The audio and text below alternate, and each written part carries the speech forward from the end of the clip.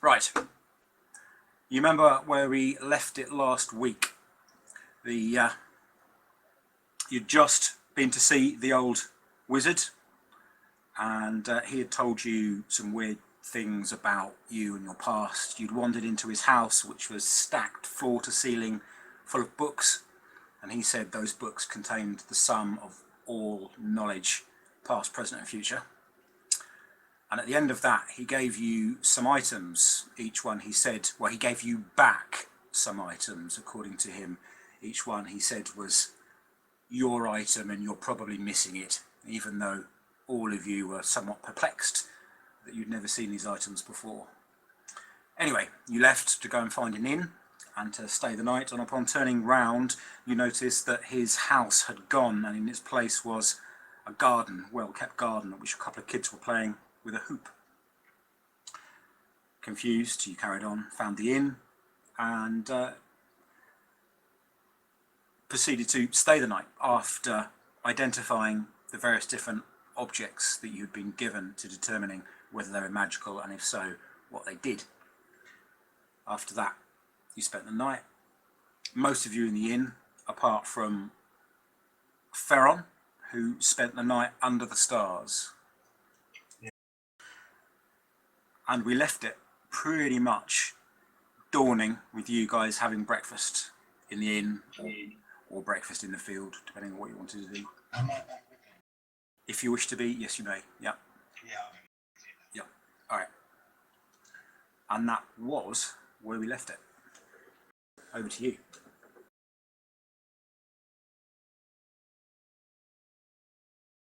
Hillsfar. Yeah. It is. Yeah, very much so. It's quite close. Okay.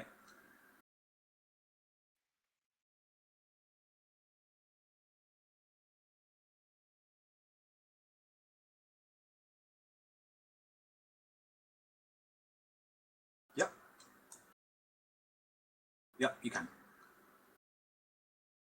Is there a place, what's the little pouch called with all the trinkets for spellcasting? A component pouch. Yes. Is there a place I can buy a component pouch? Yeah, there is, yeah. Is it at the end, or what? Is there like a shop nearby?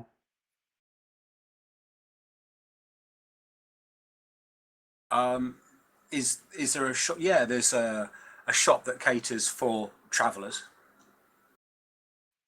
So after breakfast, can I head to the shop and get a component pouch? You may. All right. I'll also accompany and get another component pouch myself. Okay, component pouches are 25 gold pieces each. Oh, well, never mind then. 25 gold pieces. Yep. And how many? I have copper pieces, silver pieces, gold pieces. It's 10 copper to a silver, 10 silver to a gold. Well, I am broke. I will not purchase the component pouch.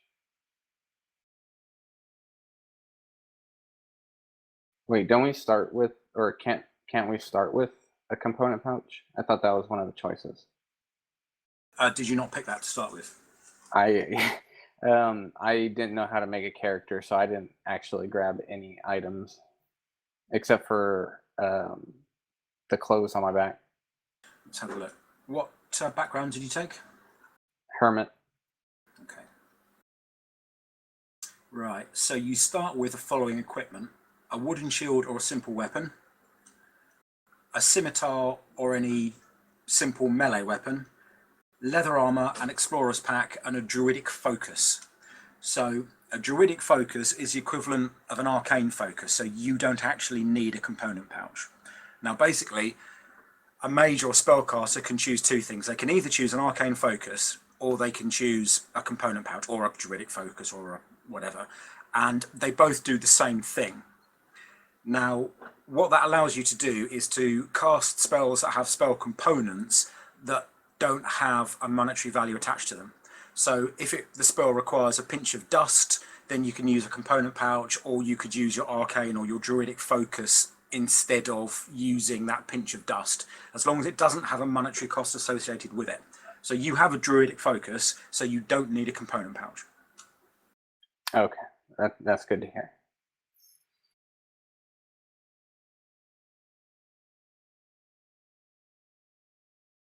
Okay. Is there anything else anybody wants to buy from the equipment store?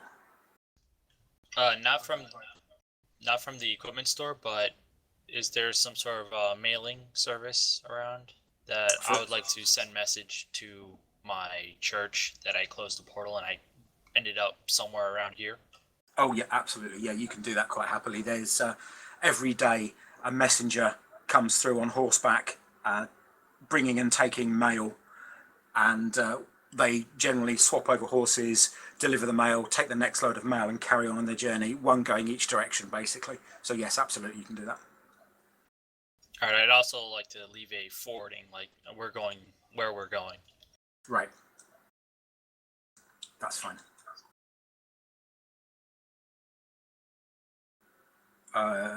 Yes, you can buy them in scores, so you can buy 20.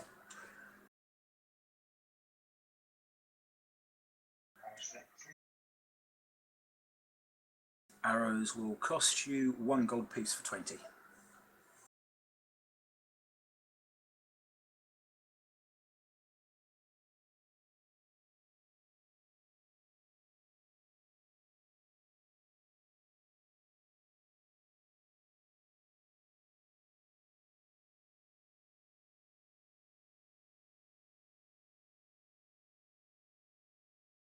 Okay, anybody for anything else? Well, no, I think I better not. I do have some like items that I've been hanging on to that I could possibly get rid of, but I think I'm gonna hang on to them. Actually, is it possible to find some stoppers to fit my 2 glass jars that I got? Yeah, you can do that. If How you much would just that cost? it's gonna cost you like a few copper pieces, so nothing really to worry about. It's gonna cost you 4 copper pieces. All You right, just get 2 cork stoppers, effectively. cool.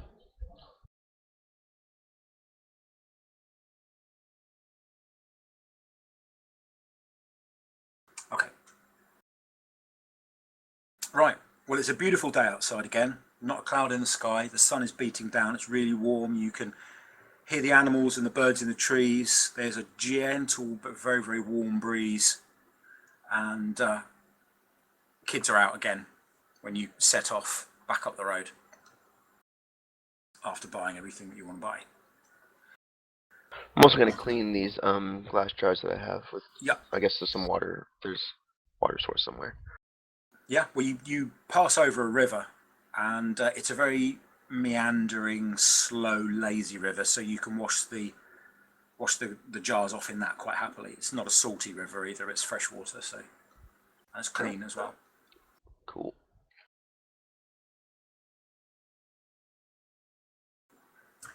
And you head north. Are you going to walk up the road, or are you going to walk through the woods?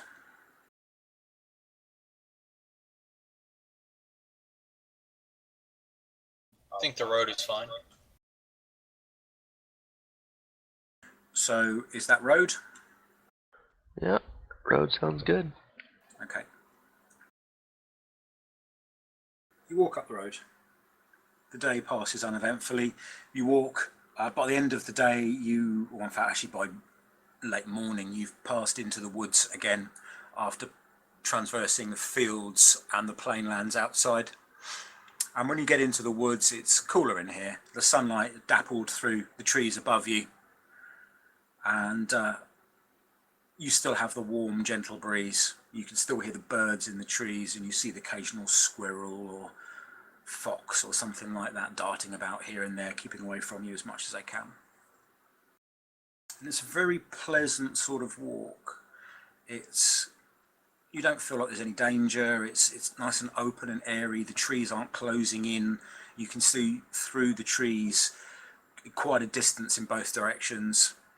The undergrowth is relatively low, and it's a really pleasant walk. The ground is dry. Obviously, it hasn't rained here much. The road is in very, very good condition as well, so if it does get rutted, it looks like they fix it pretty quickly, especially this close to the town. And you notice that about every half day or so wagon ride, which is probably for you going to be towards the end of your day, there is an area off to the side of the road that has been cleared of trees and undergrowth that has been set out for a campsite. In the middle of it, there is a campfire, which is obviously out at the moment in a pit lined with stones, and around that there are fallen trees, logs that have been worn smooth with the years of buttocks that have obviously sat on them around the fire. And then around the outside there would be places for wagons to be circled, creating some kind of half-moon semicircle around the inner wall of the camp. The first one you get to is not being used. It doesn't look like it's actually been used for a couple of days. Presumably the messenger who came this direction this morning wouldn't have bothered starting a fire. And this seems, logically speaking, to be a good place to have a camp. Whether or not you decide you wish to do that or not is entirely down to you.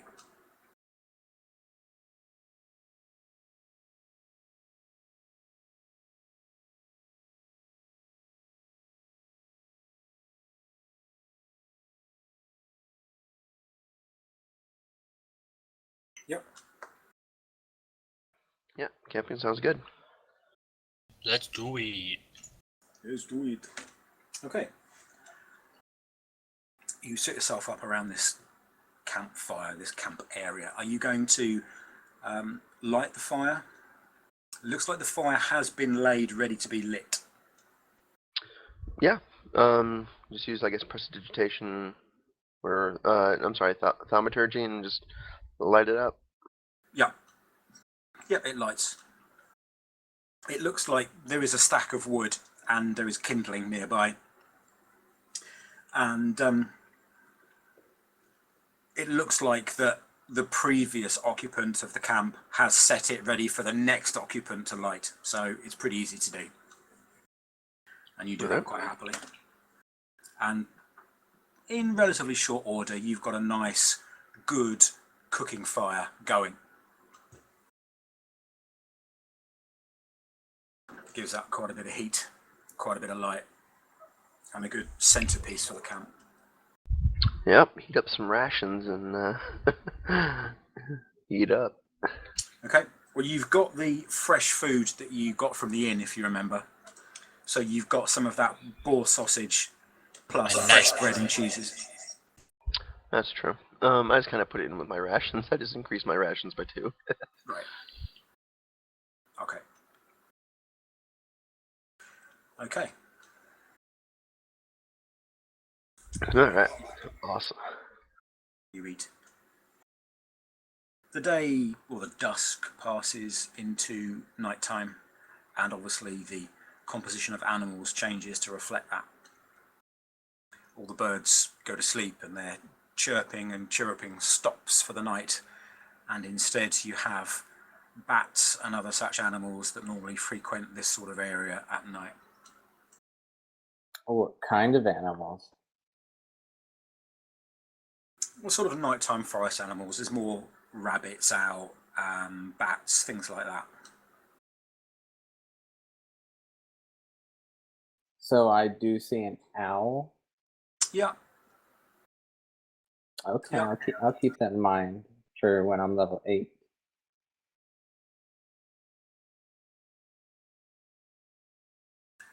And with regards to who's taking watches, who is going to take the watches? If Griffin's not here, he's not going to take a watch. All right.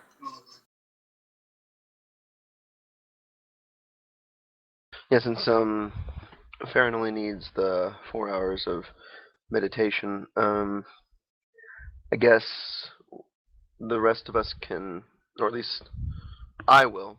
I'll take the first 4. Yeah, Okay. So who's taking first? I will. Okay. Good stuff.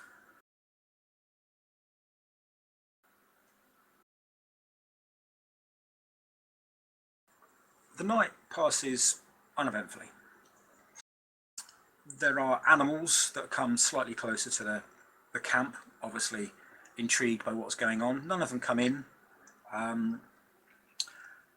Ferron, whilst you're up a tree, you spot a badger, but it doesn't come particularly close. It just inquires what's going on. You can see its snout in the air as it's sniffing to see to smell what's ahead. Decides it doesn't like it, turns and ambles off in another direction. And you spot a couple of owls and things like that in trees that just swoop down, sit about for a bit, and head off again at some point. And the air always has bats in it here and there, flying about, fluttering. Apart from that, it's very, very uneventful. It's still a really warm night though for those of you who are on watch and awake. You expect it to be quite a bit cooler than it is, but it looks like the sun has heated up the ground to such an extent that it's really quite warm out here. And you still have that warm breeze as well that seems to be coming in from the north. The night passes uneventfully, and people start waking up at just after dawn. And if you need to change spells or anything else like that, now is the time to do it. Failing that, we carry on. Okay. You carry on up the road again, and by about mid-morning, ahead of you, down a nice long tree-lined boulevard in the forest that's probably stretches in a pretty straight line for almost a mile, you can see some wagons coming down. Now, if you remember, the road itself is wide enough to get 3 wagons abreast down this road, so you don't even have to move off in order to let the wagons past. How many wagons? There's 5. And you notice that there are 6 horses with riders accompanying them as well.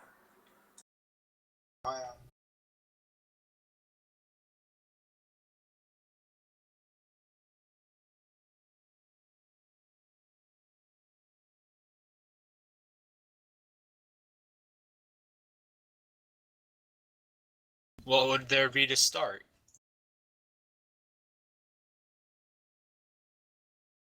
Do you assume everyone to just try to kill you?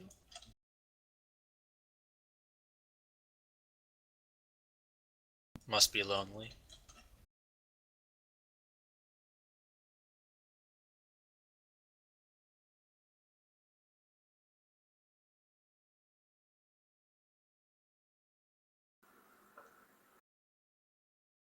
Okay. The wagons get closer, and you notice that the riders on the horses and the driver and the person who is sat next to him on the first wagon are all wearing the similar shade of green tabard. It's a very light green, and it has a marking on it that you don't recognise at all, not having seen it before. And you realise that with the 5 wagons, there are 4 people on each wagon. Two of the wagons are covered. There's also a coach that you didn't see that's smaller at the very end behind the 2 covered wagons. And there are 6 riders. There's a lot of people here. And as they get closer, you can see that much like you, Ferron, believe that everybody's out to get you, they are of a similar disposition. You can see them, the ones that are on the backs of the wagons and next to the driver, ready bows. They don't bring them up, but they just put an arrow, they knock an arrow and then just hold the bow down in front of them in their left hand, ready to grab and draw should the need arise. But they don't bring them up. But they now get quite close to you. They're about 60 feet away. When they get close enough, I tell them greetings, like, hello. One of the riders spurs his horse forwards to you in front of everybody else and stops. Greetings there, traveller. How's the road ahead? It's nice and warm. As is the road behind us. He's clearly eyeing you up, this guy, to see whether you're trouble. You notice that he has a bow strung over his back as well. It's strung and he's just got it over his shoulders and back, ready to go. He's got a quiver there. He's also got a sword down at his side. He's wearing leather armour. And the horse itself has light leather barding on it. Alright. Just general greetings. I'll ask him where he's coming from. We come from Hillsfar, and we're heading down to Tilverton. It's a long ride. We're headed to Hillsfar. The road is quiet behind us. We haven't had any trouble. That's not to say there isn't any, but we haven't had any. But then there's enough of us for anyone to think twice. Well, good luck on your journey then. And to you. While he was speaking to you, the rest of the wagons have now approached, and you notice that everybody appears to be wearing this same tabard with the same sigil on it, and it looks like the marking of a trading coster, a trading house, effectively. The coach at the back is covered and has doors on the side. It looks like your archetypal Western coach, and there are people inside, but there are curtains drawn so you can't see who's in there. But it rumbles past you all. Anyone doing anything? No. Okay. They rumble past and carry on down the road. They do watch you, and they watch you until you and they are out of sight. But, fair's fair, you probably do the same to them. You carry on going. Yeah. Right. Okay.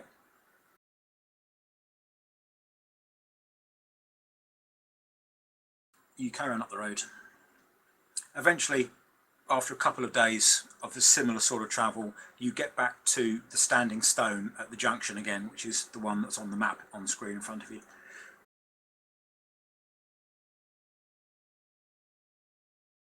And it hasn't changed. The same stone sits there, worn by the passage of years. And the dais is the same dark, smooth stone with the same inscription written around the base. Huge 20-foot high obelisk. Again, whilst you're in this area, it is very, very, very tranquil. Even more so than it has been walking up the road. And walking up the road has been very pleasant indeed. But in this area, it just feels comfortable. You feel secure and safe, almost at home. Almost the same sort of feeling, you know, where it's blowing a gale outside and the heating's on at home and you're in and you're warm and you're snug, and you've got that sort of feeling, and it's quite comforting. But you carry on going. And after getting out of range about 50 foot from this obelisk, the feeling gradually subsides until you are still just on a nice pleasant jaunt through the woods.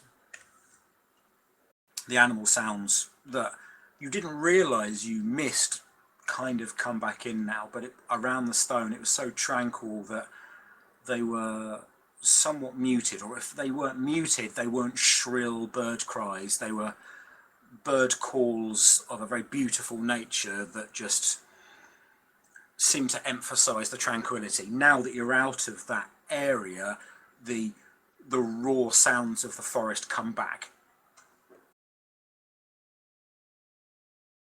You keep going. You stop again for the evening at another one of these campsites. You seem to not get one every night. You didn't get one the previous night. It looks like they are spaced apart for a wagon to go between them, so you're walking considerably slower, so you don't get to one every night. But nevertheless, you get to one tonight, actually on your 4th night.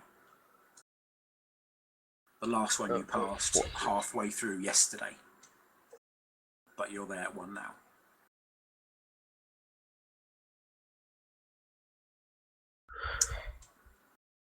So that means we've been traveling for 4 days then. That's correct.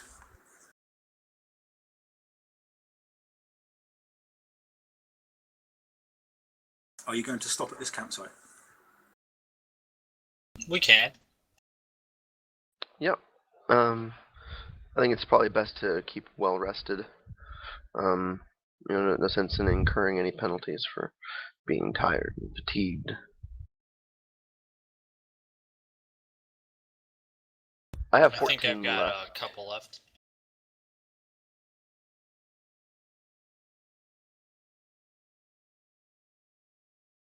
You've still got quite a way to go.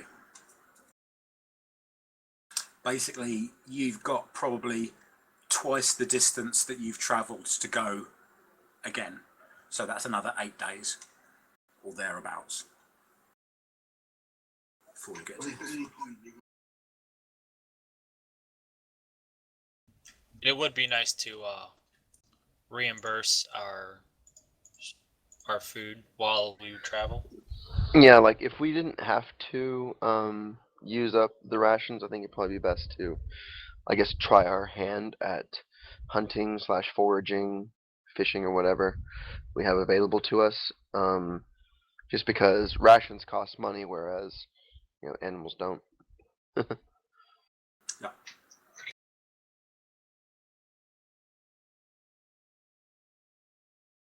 Yeah. Yeah, I'll help with the hunting.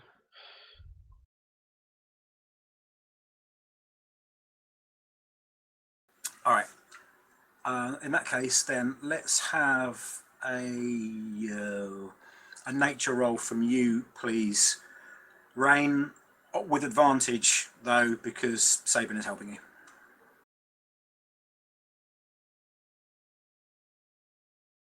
Yeah. Good stuff. Okay. Yes, you find and bring down a boar. Oh, we're eating good tonight.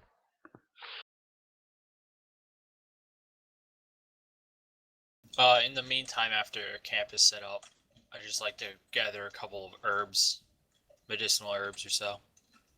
Yeah, sure. You can do that quite happily. Okay. You come back into the camp with the boar, and basically you gut and chop it up, ready to cook. Yeah, as we're doing that, I'll offer up a prayer, saying thank you for the magnificent meal for which we are about to receive. Yeah. So much better than trail rations. Oh yeah. Oh yeah. And you reckon you've probably got, for the 6 of you, you can probably get 18 days worth of rations, so 3 nights each out of that, which is pretty Will it good. keep that long? Well, We it would would. just need to salt it and dry it on the fire overnight. Do you have Yeah. any salt? I think you've got have you got prestidigitation? I do. You can use that, I believe. Oh, okay, cool. Well, that'll work. Wave my fingers around, do a little magic, and salted meat. So yeah, it says you where are we? You can chill, warm, or flavour up to 1 cubic feet of non-living material for an hour. Well, I suppose it's non-living in as much as it's now dead and ready to cook, and there wouldn't be any point of flavouring living material, would there? Because you wouldn't be able to eat that, so you can do that. All right. Not with that attitude, you can't. So, yep, I'll do that. Right. Okay. And then salting it and drying it over the fire basically will be enough to preserve it for a couple of days before it starts to go off. That's fine. It won't be a perfect job, but it will be enough for a couple of days. And that's all that matters. Cool. Right. And yeah, and the meat is succulent and moist and freshly cooked, and it's just absolutely fabulous. There's 4 of you here at the moment, so each one of you get a nice thick leg each. Hello, Griffin. Hey. Will you be joining us this evening, or are you still feeling too Yeah. rough? I feel pretty shitty, but I just woke up, so I'll see how long I can go for. All right. Have you read what happened last week? Mm-hmm. Yep. Right.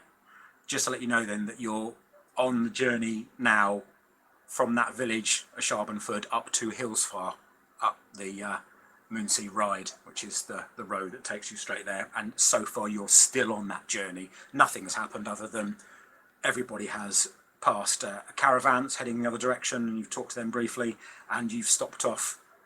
And this is the 4th night you're stopping off at the moment. You're about to eat freshly killed boar. Right. Have we changed map, or is it just all of us down here?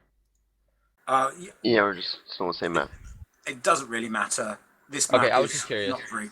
No, you're in the woods. You're not by there. You've already passed that stone. You passed it yesterday. You're now north of that, but I haven't bothered changing the map for the time being, as there's no real need to do so. Not yet, anyway. Not yet. Right. So you eat fresh boar, and it's fantastic. Freshly cooked, moist, succulent, just how it should be. Right, who's taking watches, and who's going first, and who's going second, or third, or whatever? Well, I can now that we take a have watch. Griffin, I guess Yeah, we I can know. have Griffin do the first 4, and then Farron do the last bit. Yep. All right, See, just in the nick of time, guys. nice. Okay. So, Griffin doing the first 4, was that? Yep. Okay, please make a perception roll.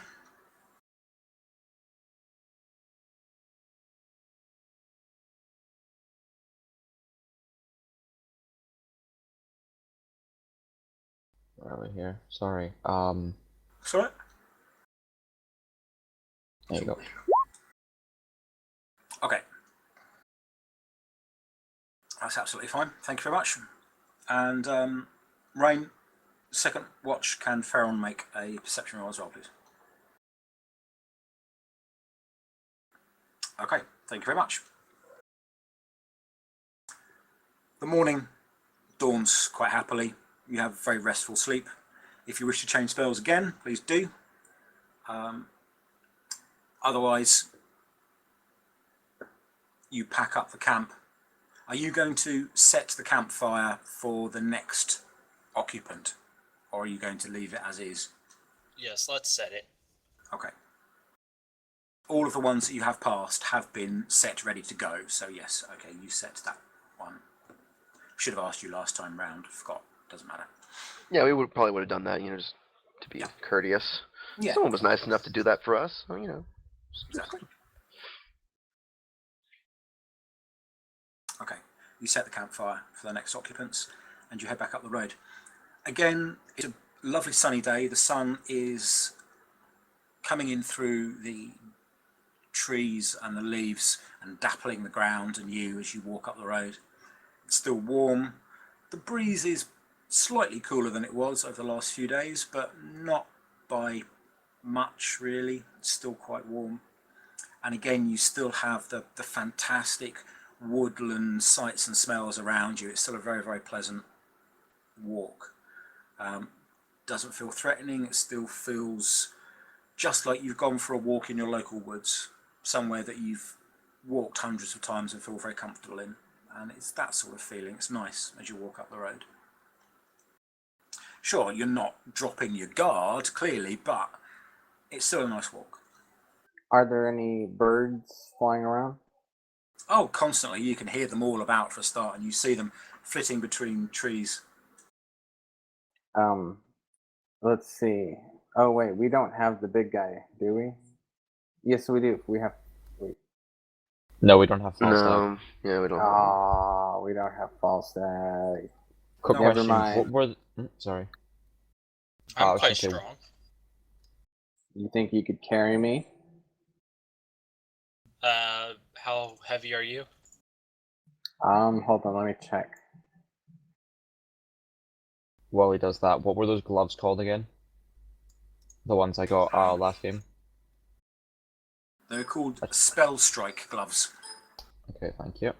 I weigh 130 pounds. Yeah, I could definitely carry you.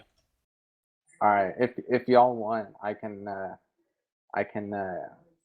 get a hold of a bird and let me see, what spell is it called? Basically, I'll control the bird and see what the bird's seeing and hear what the bird's hearing and kind of scout out ahead. But I will not have any control over my body, which is why I was seeing if somebody wanted to carry me.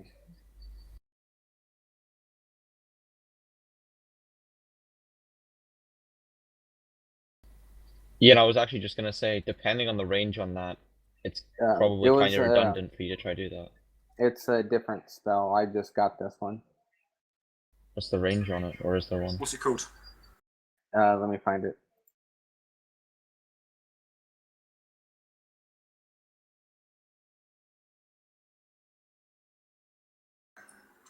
Beast sense.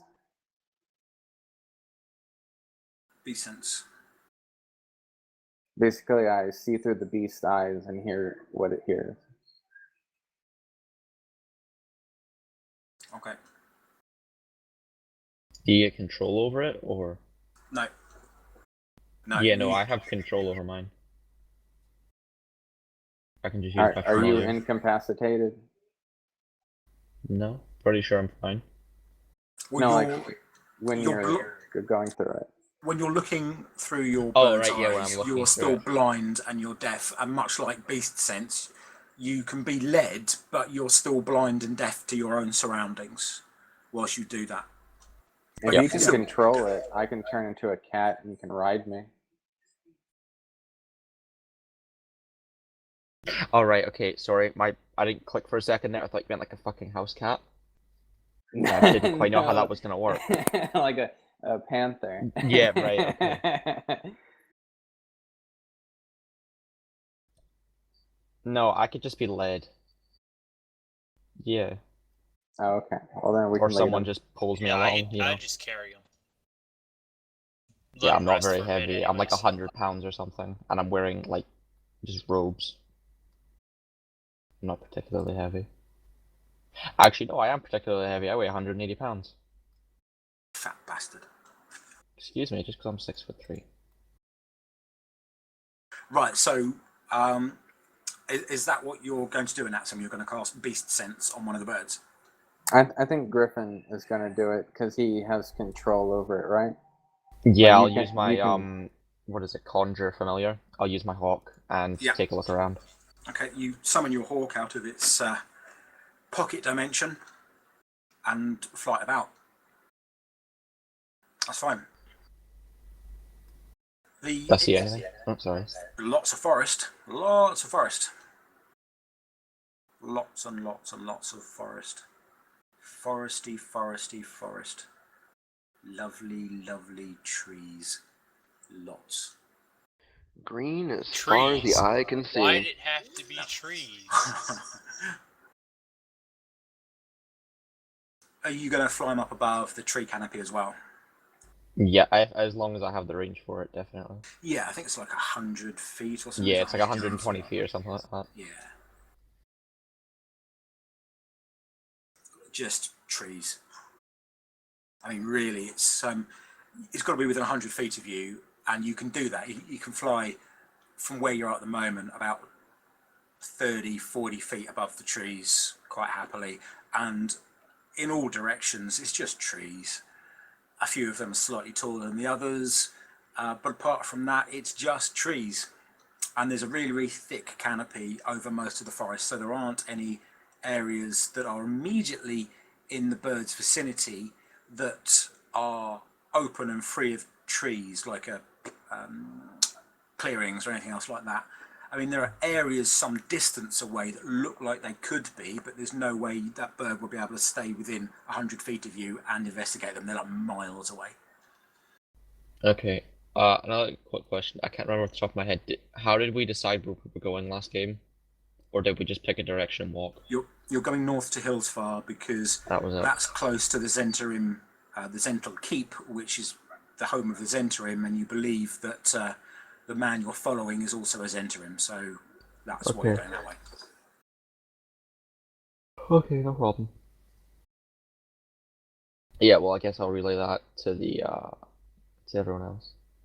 Just that there's no, it's just trees for miles. Okay.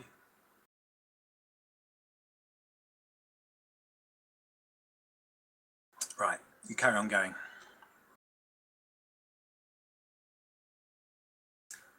Mid-afternoon, you come around a corner and you see a couple of horses, and they are tied to a tree. They're about 100 yards ahead of you, and you can see somebody sat on the ground near them who clocks you immediately. You come around the corner.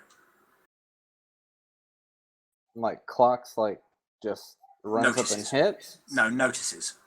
Oh, okay. He's about 100 yards away. I continue approaching. Okay. He immediately makes some kind of bird call noise.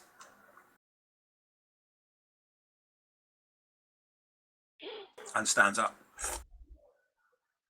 He picks his bow up that's next to him on the ground. Doesn't knock an arrow or anything, he just has it in his hand ready to go should he need to. But he's not holding it in a threatening manner. What kind of race is he? He's a wood elf. He looks, as elves go,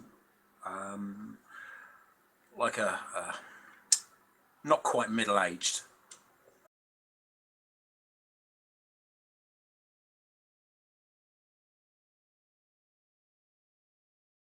But he looks in your direction. Doesn't approach, he stays by the horses. 2 horses. Both of which are similarly attired to the horses. They have similar sort of saddles and bags on them. So both horses have saddles? Yep, both horses have saddles and saddlebags, and they're the same type.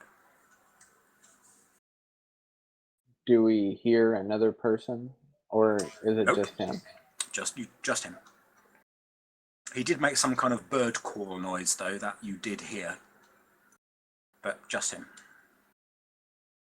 Can I walk towards him and give him a greeting, like, hello, stranger, how's your day going? Hey, well met. Very well. And how is your day? Good, just been traveling, heading north towards... Hellswar? Yes, Hellswar. How about yourself? Not much, just hunting. Any luck? Yes. A brace of pheasants so far. Are you traveling alone? No, I'm with my companion.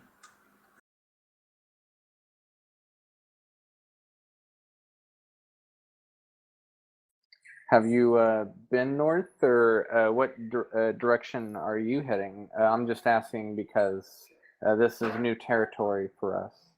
I'm heading east. So I'm heading into the woods.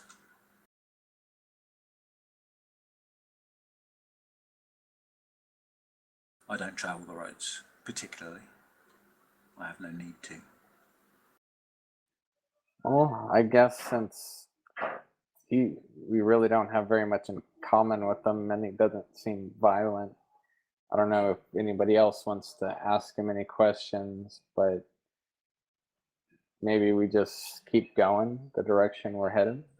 Just kind of give him a Well, do we friendly want to greeting. look for do we want to maybe ask him for a town or something? Maybe a nearby road? Just see if we can get out of the woods. Are we? Oh, Yep. right. I Yes, thought you we are. were. Okay, sorry, it's my bad. Never mind. Yeah, and Rain, he's heading into the woods. Rain, can you make a perception check, please?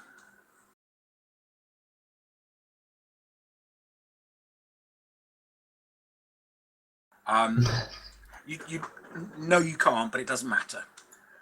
And it's because it's not about the environment; it's about him, so it doesn't really count. There's something familiar about him, and you can't quite work out why. I mean, he's a wood elf. He's to you, he is clearly a ranger. This guy, clearly, without shadow of a doubt. It's, something familiar about him. You can't put your finger on it. Not in a bad way either, but you just don't know what.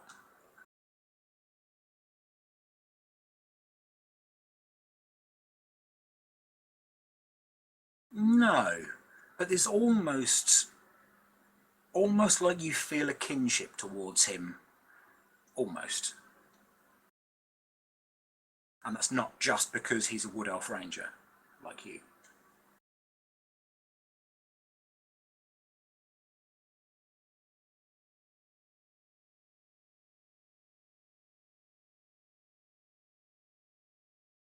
No, you don't. No, not at all. No. I mean, now that you look at him, his armor he's wearing is very similar in cut to yours.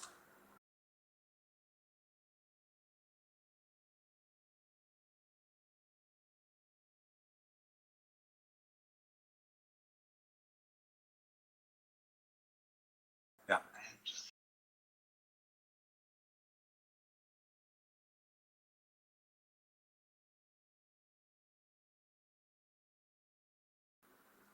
Hello. That name rings a bell. Why does that name ring a bell? He he speaks to you in Elven, by the way. He doesn't speak to you in Common at all. I'm assuming that everybody else can understand Elven, being that you're all elves or half elves, so that's fine. Yeah. Apart from Falstaff, of course. But yeah, I think you can probably understand it anyway. He says, that name rings a bell to me, and I don't know why.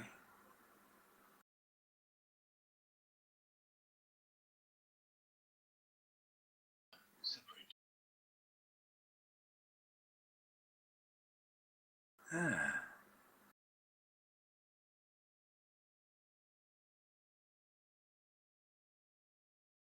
Right. No, well, nobody good. There's a few walks we dispatched about 10 days ago. But apart from that, nope, not really.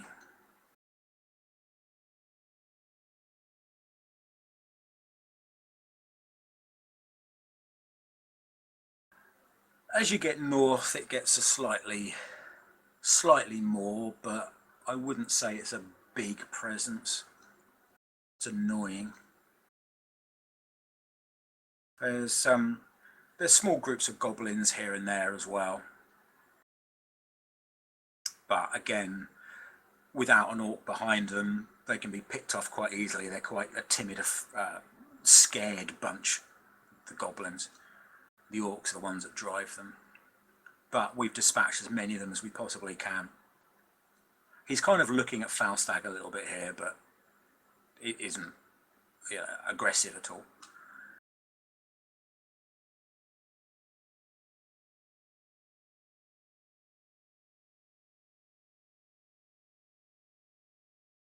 I'm glad to hear it. Glad to hear it.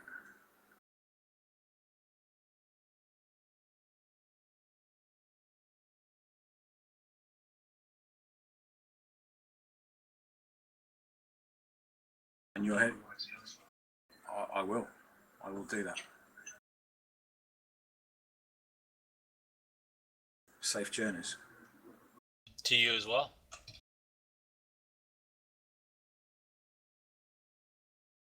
He sits back down,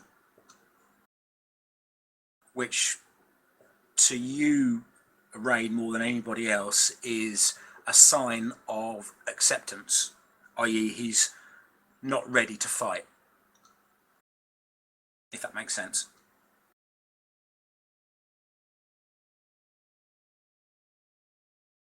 Right.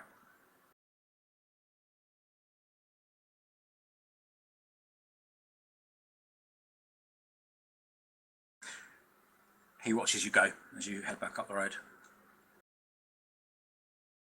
You notice as he disappears out of sight, or as you disappear around a corner, I should say, that he appears to be whittling something, but don't know what. You carry on going. This evening you don't come across a campsite, so it gets to late afternoon. The sun is now dipping down and the shadows are becoming long and drawn and the temperature is starting to drop a little bit, and you have no campsite near you because, as I said, they're situated roughly about a wagon's day distance apart, and walking on foot you can't match that, so you're not quite at another campsite yet. How do you wish to camp? Couple, like a dozen or so yards in from the road. Yeah, I can agree with that. Okay. You head off a dozen yards or so into the woods, 30-40 feet, and find a nice flat area. There is a lot of ground vegetation. There's no real dense undergrowth, but there's a lot of ground vegetation, which means having a campfire is going to be impossible without setting light to the forest. But you do have rations, fresh boar meat, I might add, to eat. So that's fine.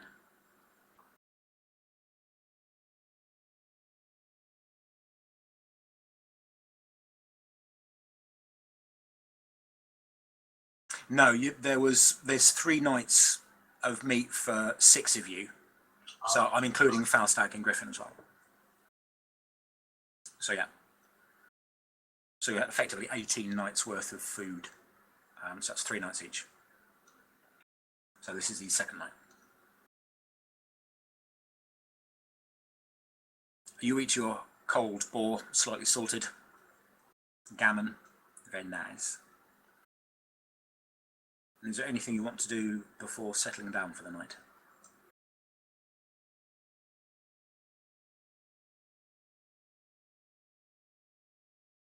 I think I'm good. Particularly? All right. I'll be right back.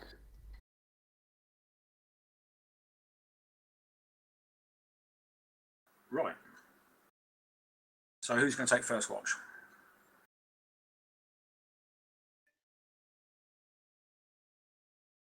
Then we will wait for him to get back. So if you want to go and grab a drink or something, now's probably a good time to do it. Yeah, I'm gonna go bathroom.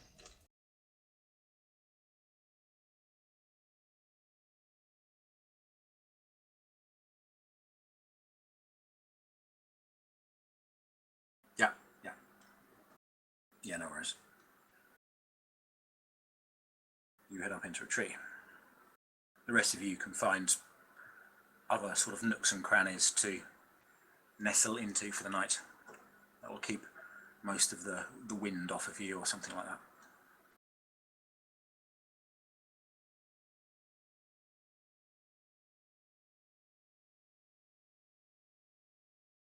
Okay. Right, and we shall wait for Delgar and Kevros to come back.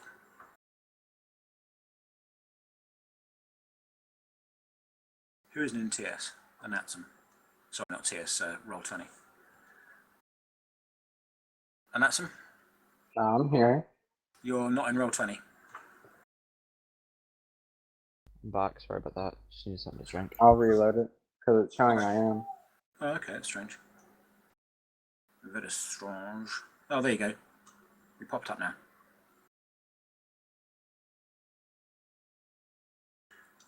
All right, Doug. A couple of people have just gone off to grab drinks and go for a bathroom break. So I need you to wait for you to come back because I need you to make me a perception roll because you're taking first watch again. Sorry about that. That's all right, mate. Not a problem. I feel like shit, and water's been the only thing I've been able to intake for about 10 hours. Not good. So that's always fun. Yeah. No. Strange thing is, I'm never sick. Like, I'm that person that never gets sick. Albeit on the occasions I do get sick, it does hit me like a fucking train.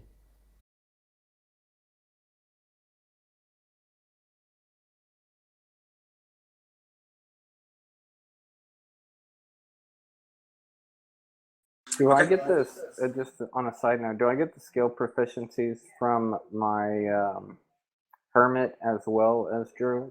Yes. Oh, well, I guess I do have religion then. Oh, hey, Natsu. Alright, I'm back. Welcome back. So everybody here? Yep. Cool. Yeah. Right. Griffin, perception roll, please. Oh, yeah, sorry.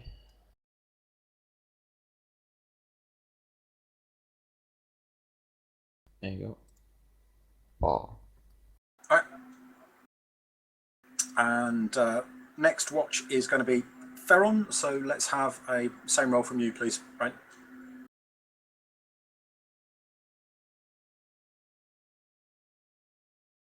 Wow. Okay. You are up a tree again, I'm assuming.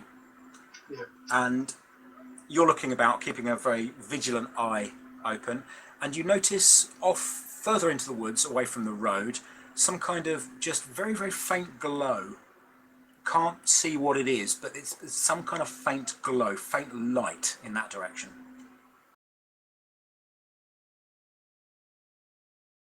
It's difficult because it's suffusing through the trees, but it's probably 100 yards, maybe less.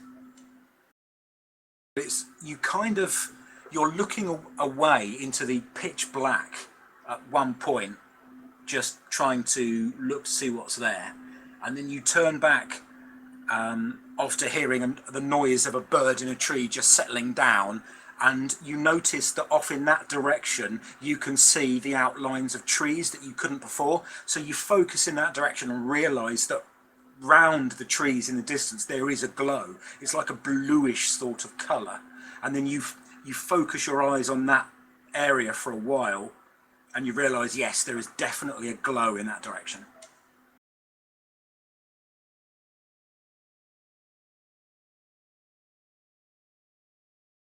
Okay.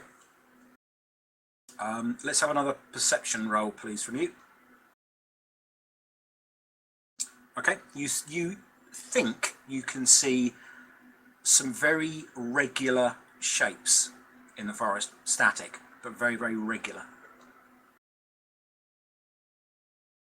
Well, straight edges, perfectly straight edges, that sort of thing. It's difficult because they are quite a long way away. They're well outside your dark vision range. It's just the glow is allowing you to see an upright straight edge. Could be a wall, the edge of a wall or something like that. You're not sure, but it's a very regular shape. No, God, no, it's too straight. It's a long way off. It's well out of your dark vision range.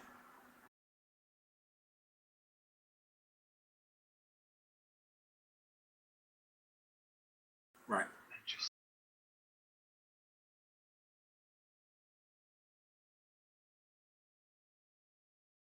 Okay. When he wakes me up, do I hear anything in that direction?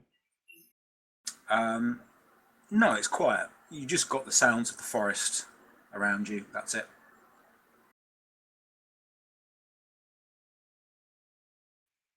Is it just me and him that's awake right now, or? Yeah, Okay. just two of you. I'll turn to him and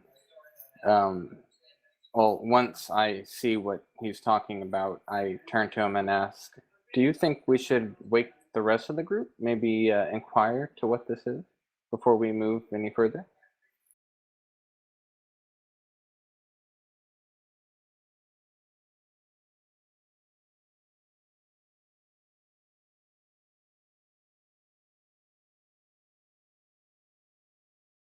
Okay. I'm not proficient in snake, but can I snake? Oh, you can sneak, yeah. You're just not very good at it, but you can do it. Or you can try to do it anyway.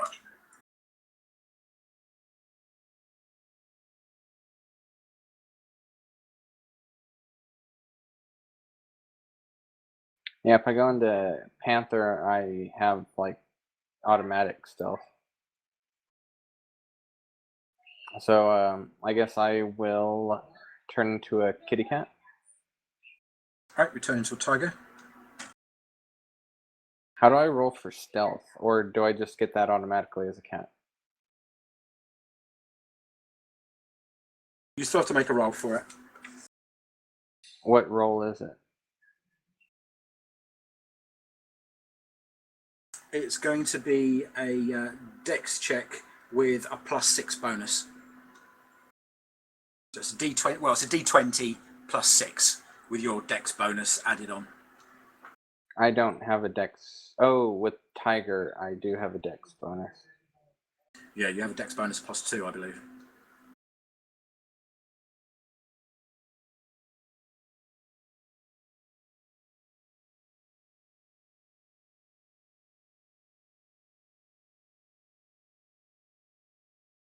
Okay, I have 15 dex and a +2 proficiency. So what would I roll? You roll a d20 +8.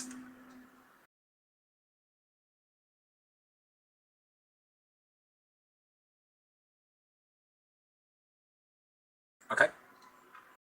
And Farron gonna stealth forward as well? Okay.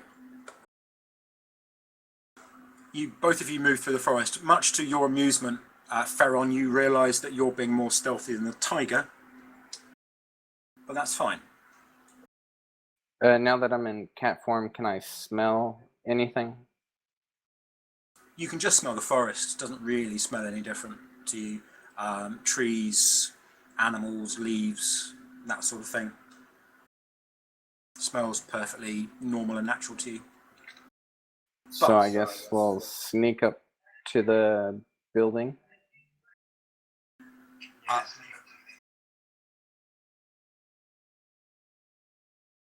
Okay. You get through the forest and you realise that, yes, it is a building and it's enormous.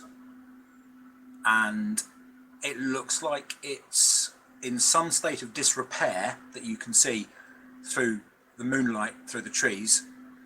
And it is really quite big. Really, really, really quite big. And the glow appears to be coming from round the side of it.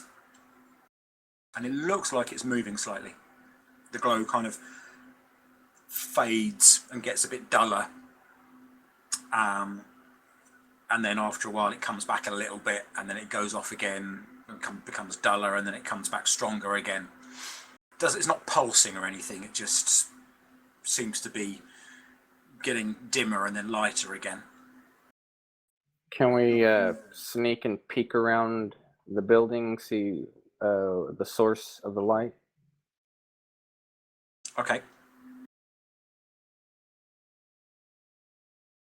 When you get up, when you get closer to the building, you realise that the corner of the building you're looking at is a tower, a round tower. And you look round the side of the building and you notice that there is a hole in the wall and rubble on the ground, and the light appears to be coming from within that. Now, this building is huge, absolutely huge, probably 200 foot long on the side that you're looking at, and it's got the tower that you're looking at is in advanced state of disrepair, but there are two more towers down the left-hand wall, one in the middle and one at the end, that you're looking down. And the towers are about 40 feet high. These two look relatively intact, but there is a break in the wall between the tower that you're near and the middle tower, but you can't see the wall further on because the middle tower sticks out quite a bit. And you said the glow's coming from the ground, like a hole in the ground? No, it's coming from within the break in the wall that's down the on the right hand side, down the left hand wall on the right.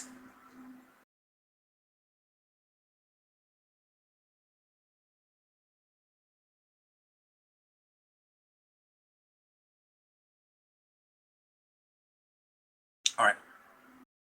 And I'll nod my head and get low to the ground. Okay, doke.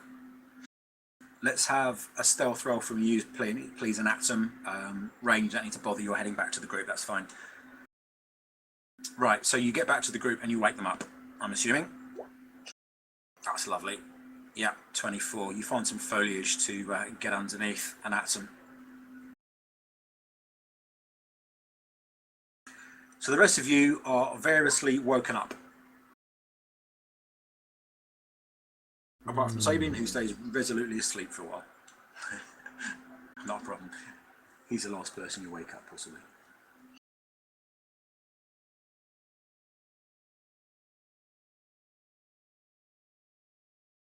Strange light.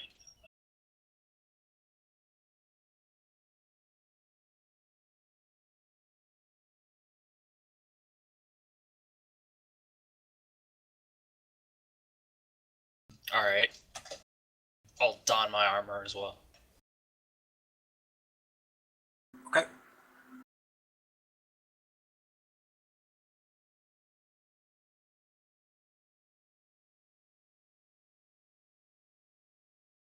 Okay.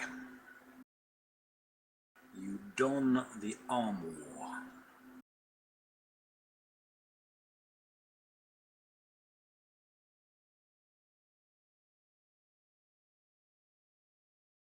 Alright.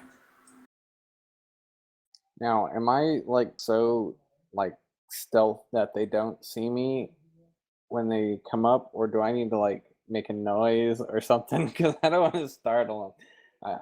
I seem to be in as much danger to the party as I am to everybody else. Well, they would make... Yeah, you do, yeah. So you can point out where he is to the others if you wish, and that would negate the need for everybody to make rolls.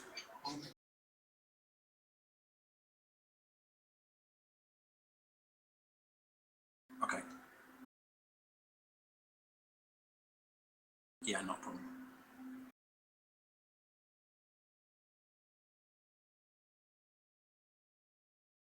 Okay, we'll just wait for Sabin to get back quickly.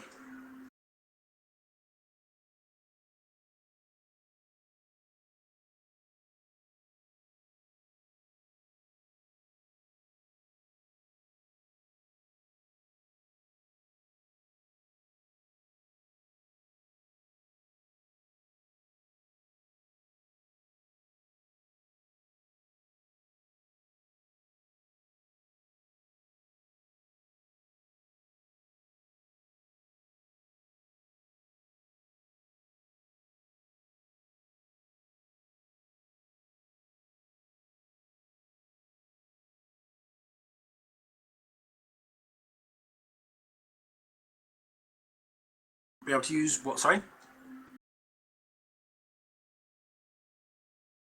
Yep.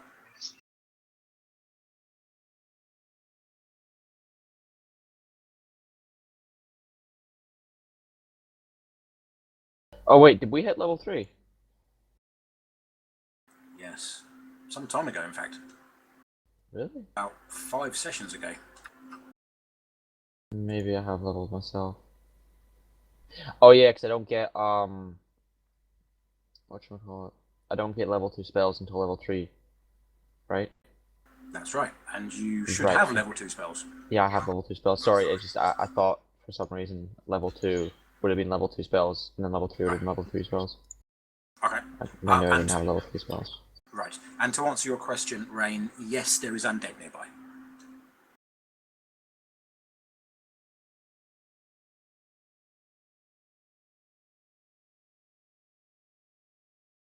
I'll check that with activating my own divine sense.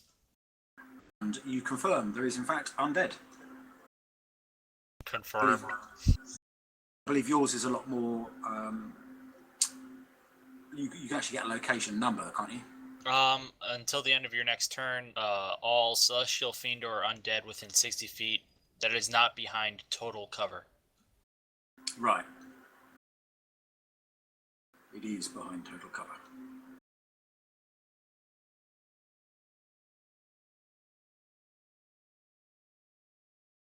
No.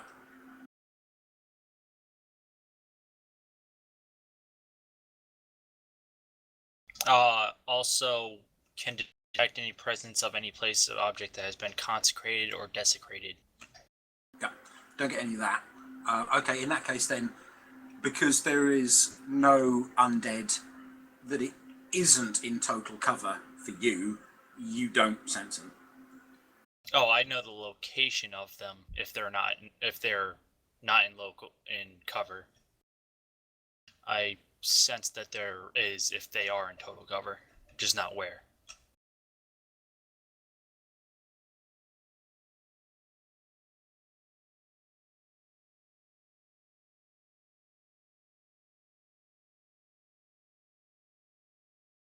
All right, I'll allow that. It doesn't specifically say that, but that seems reasonable to me, so that's fine.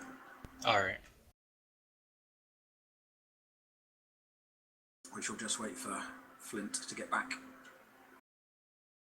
Well, actually, while we're waiting, and everybody has now gathered, I'll swap you over to another map. Okay.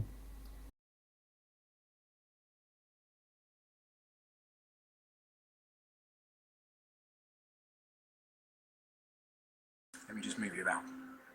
Make sure I get you in the right positions.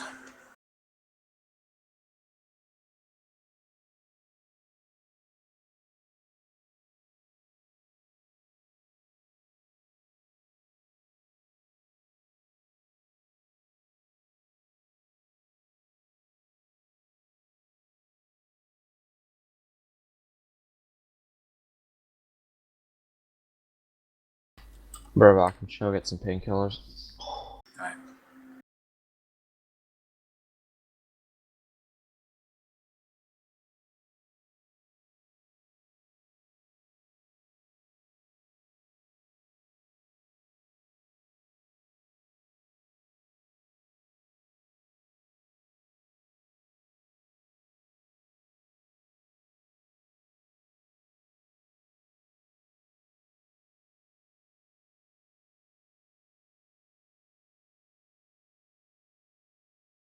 Okay, can you all see that? Yep. Your top right. Yeah.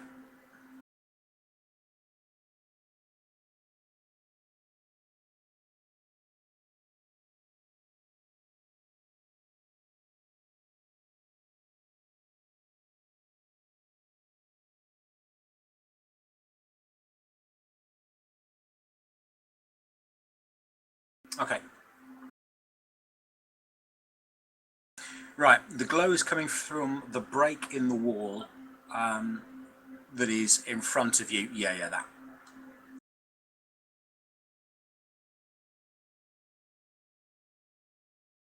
There.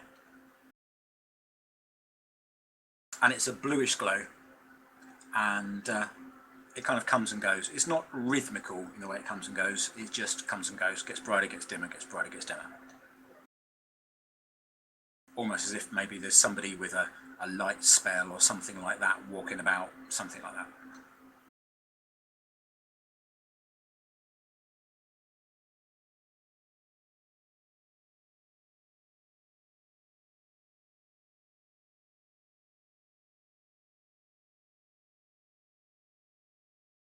Yep.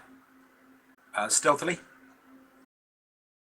Those of you who are moving, which is Anatsum and Ferron, please make stealth rolls.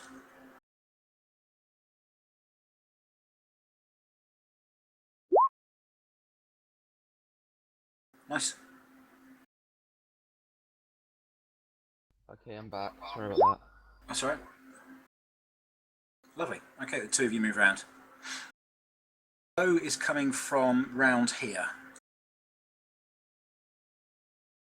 So whatever it is in. You've got an inner wall, as you can see. Most of it is broken, which is why I haven't bothered sectioning it off in with dynamic lighting. And the glow is coming from round this inner wall.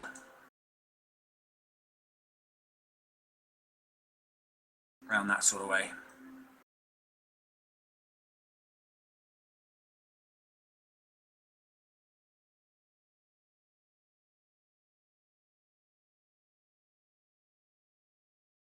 Entirely up to you. Might as well.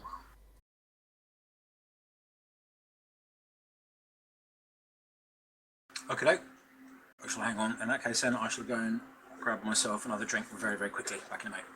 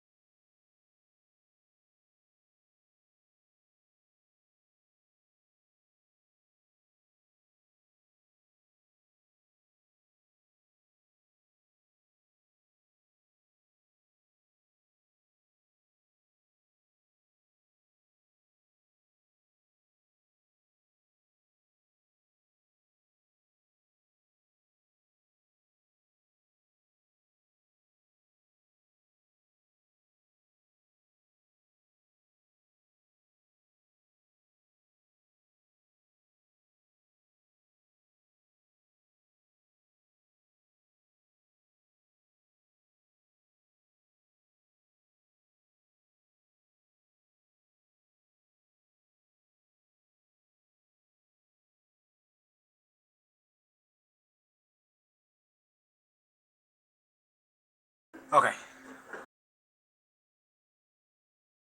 Sabin back yet? No. Alright. Go.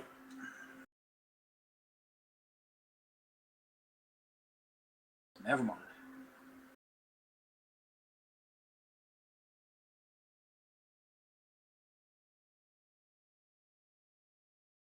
Woohoo! I've just managed to ingest food and not want to throw it back up yet. Yeah, thanks for sharing. Yeah, I thought you'd like to know that. No. No? It's not the kind of thing you're interested in? No. Sure. I mean, you know, it Shut up. sounds. Okay. Fair enough.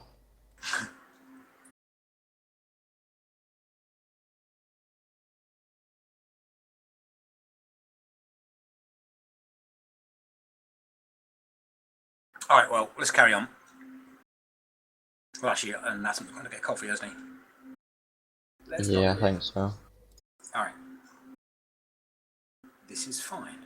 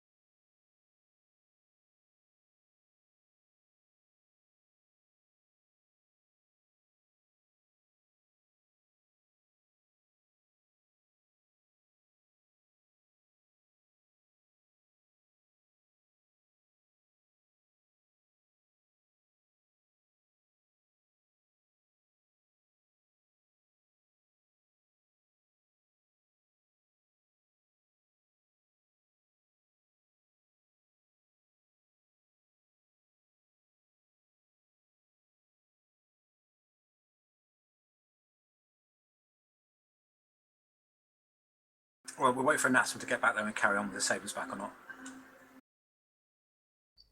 Okay.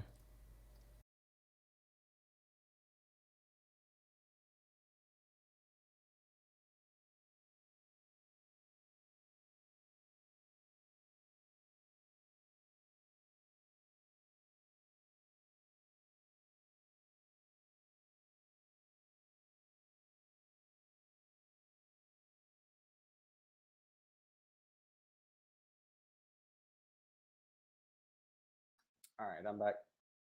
Welcome back. Back. Okay. Let's carry on then. Okay. Is Saban back? No, not yet, but he's been gone a while. I don't want to just wait too much. I'd rather just crack on. Alrighty. I guess I will take the lead and slowly creep into the side. Okay. Right. Let's have stealth rolls, please, from both of you.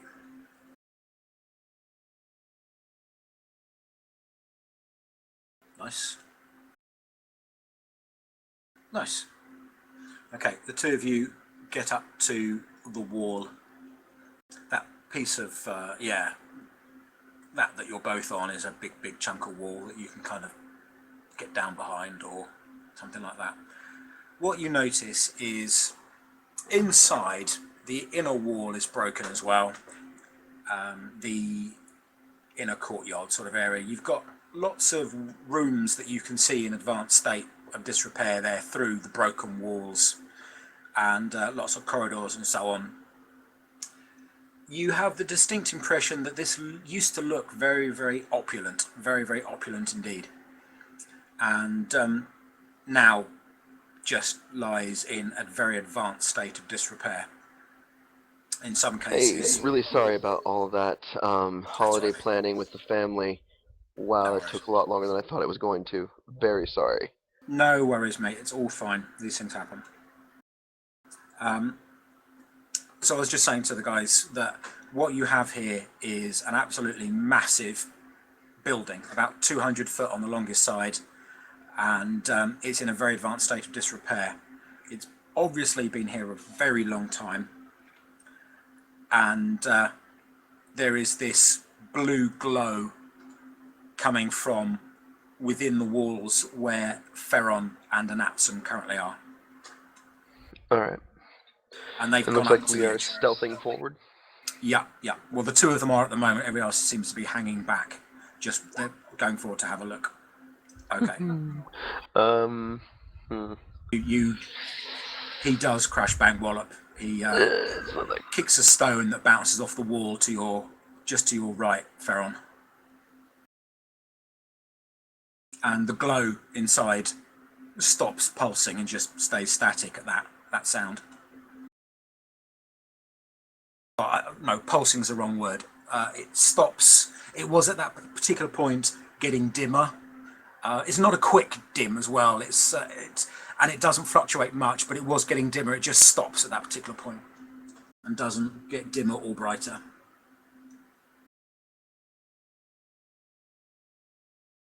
What are you doing?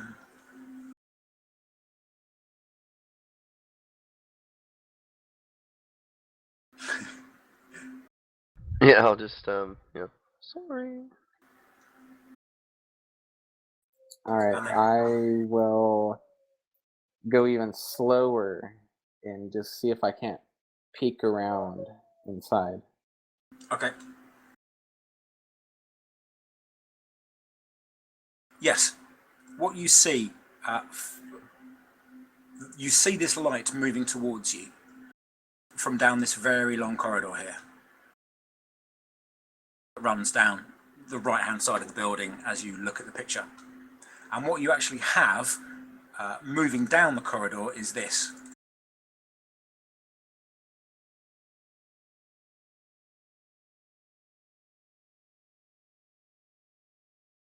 If you can see that. It's a ghost!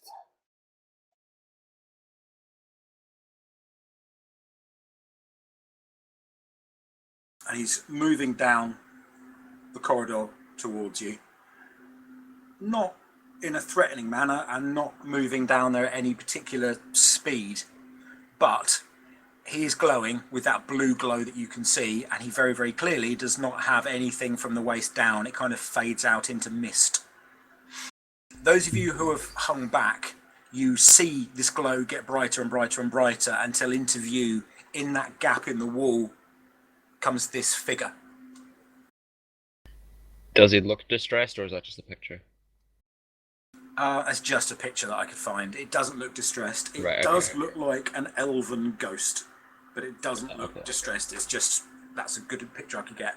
And it appears to be wearing leather wood armour, or a facsimile thereof, obviously in its ghostly form.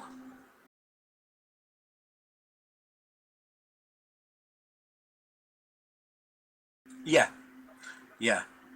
Well, it seemed to be looking, and then as it gets up closer, it notices an atom, and then it sees you, and then it kind of looks out.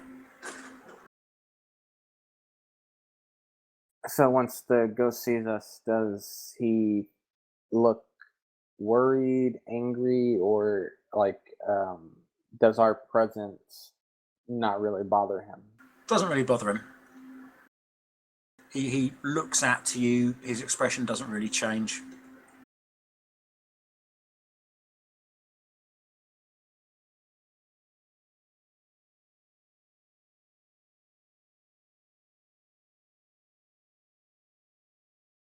His vision moves over to look at you, and almost as if he seems to be trying to focus his eyes on you. And he nods at you, and as he nods, he closes his eyes, and then he turns round and drifts back south again. I'm gonna follow him. He doesn't look like a threat or anything, but more like he wants to show us something, maybe.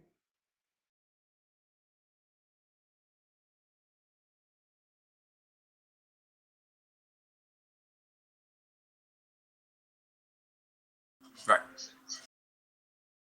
Yeah, I'm not gonna lax my guard or anything. I'm just gonna slowly follow him. Okay. I'll follow them. Yeah. Griffin?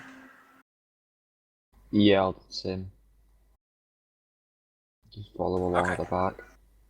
What he does is he goes all the way around the inner courtyard of the building to the room that's directly opposite where you are at the moment, and that's that big room that has the lighter wood boundary to it. Yeah, that room there.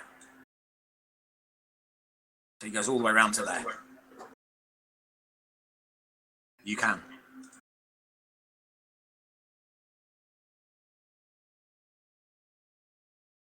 While we're going around, do we notice anything peculiar? Like, it looks like a well almost.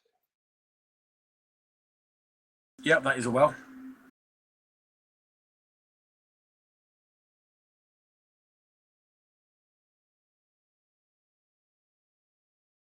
But other than that, we really don't notice anything except for it looking real aged and in dismay. Yeah, yeah. I mean, the whole building is just knackered. I mean, it's ancient. It's old building, probably hundreds upon hundreds of years old. And it looks like the forest is just claiming it back now. Now, is there a door into this room? Yeah, the door is open. Just yeah.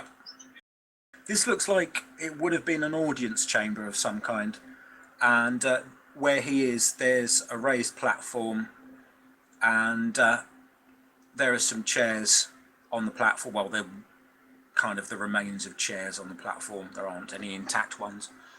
And situated around the room, there are other broken chairs and things like that as well. Opposite that door is the main door into this keep, and that's broken. It would have been a big, thick wooden iron-bound door, but over the passage of years, that's just been reduced to nothing more than rusted iron.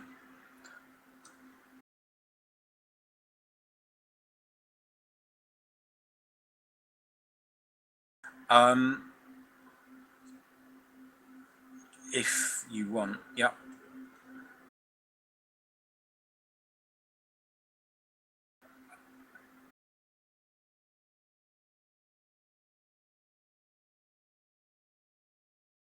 No, he's not pointing at anything at all.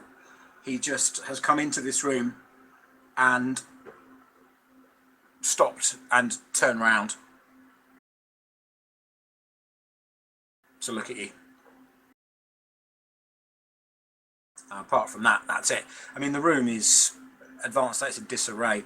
Around you've got a gallery. The lighter wood around the three walls is a gallery above you, and he's not looking up there or pointing at it or anything. He's just in this room.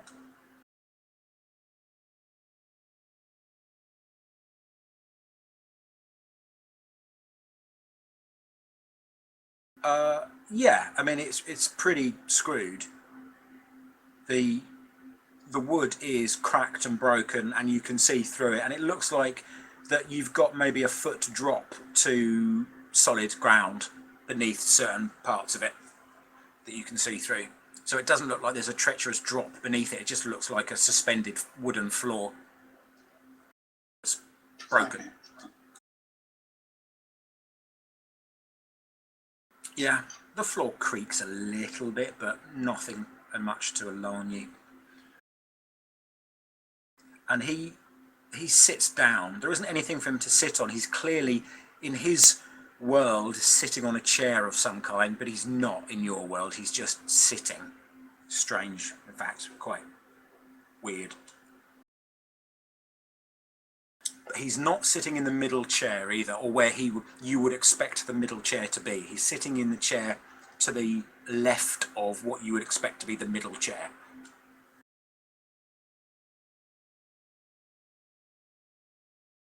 More there, really.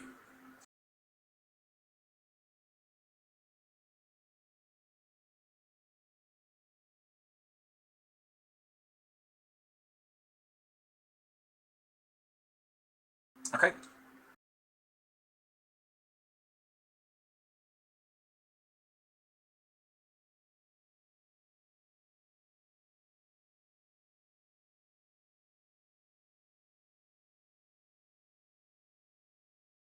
Well, can we get up to where he's looking? Sorry, but say again? Can we get up to where he's looking at? He's looking at you guys. Oh, I thought he was looking above. No. I was just explaining what was above, which is the gallery. He's looking at you guys.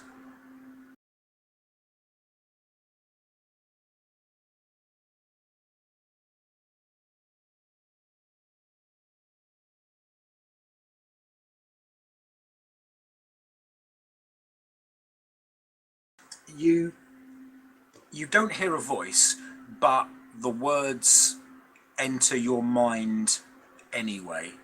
Same with all of you. You hear a voice, but not through your ears, and it's slightly echoey, slightly strange, definitely otherworldly, but it's nothing that is said out loud. It just arrives in your brain, neatly bypassing your ears. And it says, "Welcome to the Elven Court.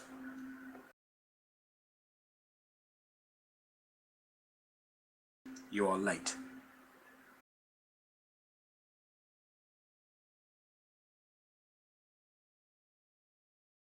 Poor Falstack. Everything's about elves, nothing about orcs. Yeah. Well, the majority wins.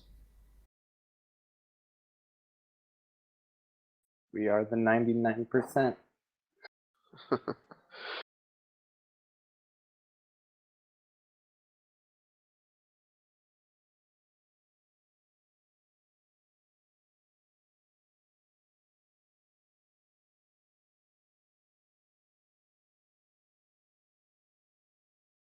Okay.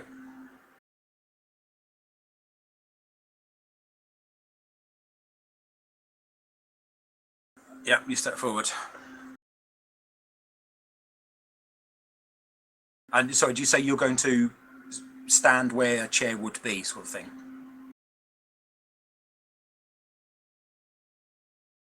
Yeah.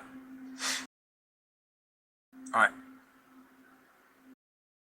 He kind of gestures for the rest of you to come into the room as well. Guess I'll follow. Okay. Yep.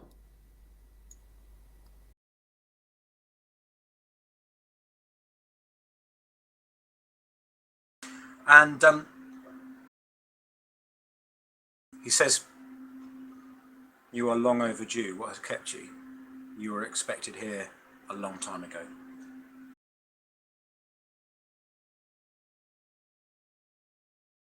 I'm terribly sorry. We got held up on the road.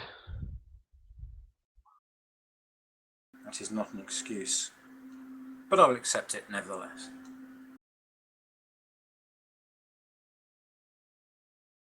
Thank you. You have now arrived. Well, thank you for having us. It's most gracious of you.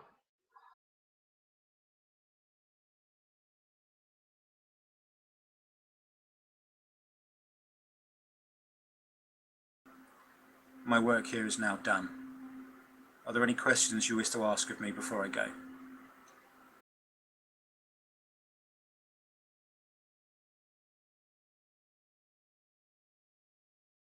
You have been summoned.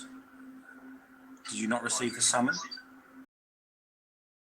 He looks confused. Sorry, mate, second.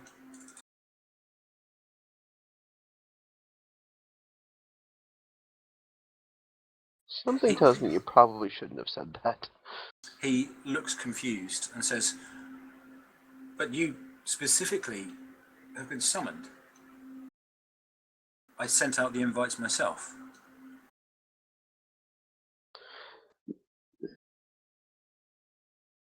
"I'm the Seneschal.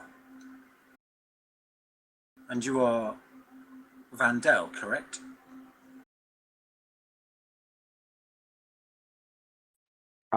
Yeah, I was gonna nudge him and be like, just look at him like, oblige him, say yes, don't say no.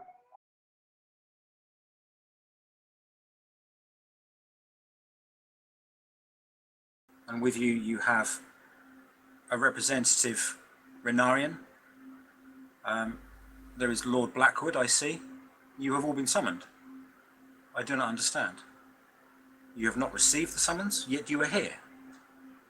Surely somebody in your garrison or your keep received the summons and informed you, maybe your own seneschal.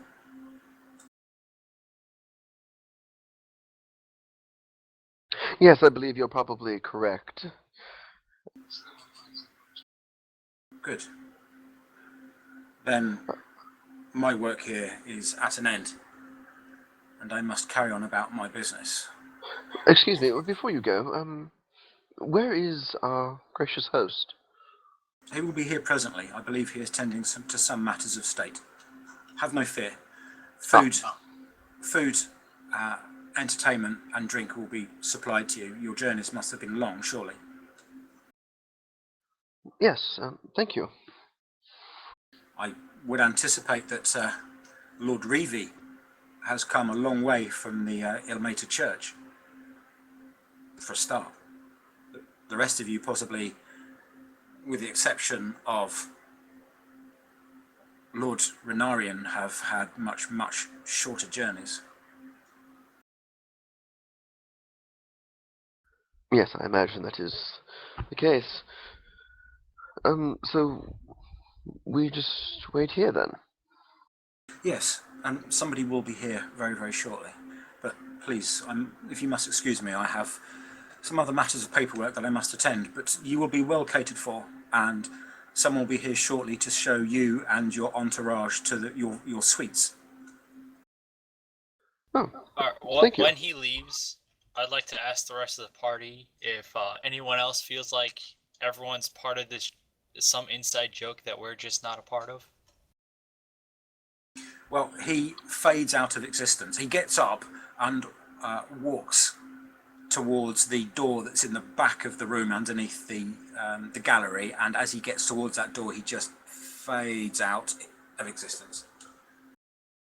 So, if he fades out of existence, I'm going to take this opportunity to pull out that book that I had on the Blackwood family and see if I can't find a Lord Blackwood. Okay. Yeah, there have been numerous Lord Blackwoods down over the years. And what you currently have is what currently have, but what you read, one of the first Lord Blackwood is an elf. Okay. That was a long time ago. All right. Yeah, I guess I'll just read up on him if there's anything in that book about him. See what we can. Maybe this information in the book pertains to what's going on right now. No, it just mentions that he was the head of a region of elves, part of the Ferondal clan, long time ago. Okay. Yeah. So when I finish with that, I'll just put the book away. All right.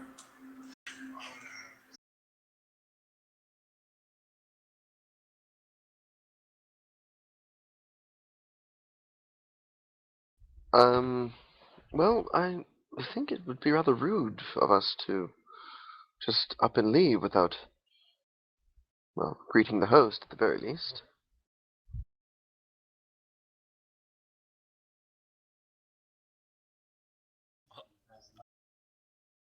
And you think a wizard talking about time was natural? He was very nice. You're right, it's probably not natural, but the seneschal that we just met with was not hostile in any way. I I propose we hear them out. Perhaps we can give some of these spirits some rest.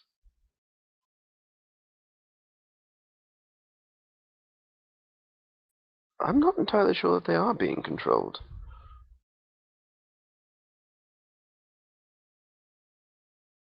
I have a question. Is this a fully functioning door right here? Then no, there's no door there.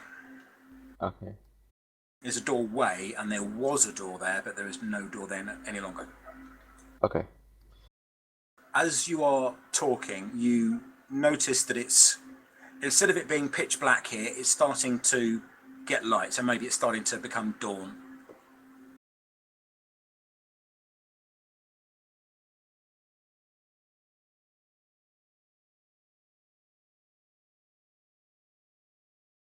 And actually, as you carry on talking, you realise that the monochrome light of darkness is being replaced with colour of daylight. Quite quickly. Maybe too quickly. Or certainly not naturally quickly, put it that way.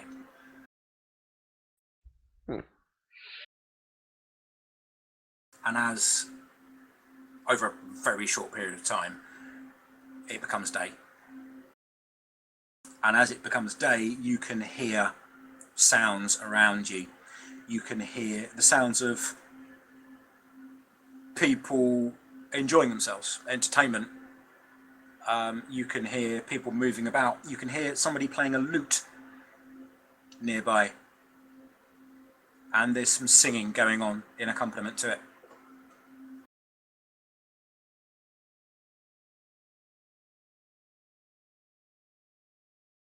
Do we have an idea of what direction the singing and all that is coming from?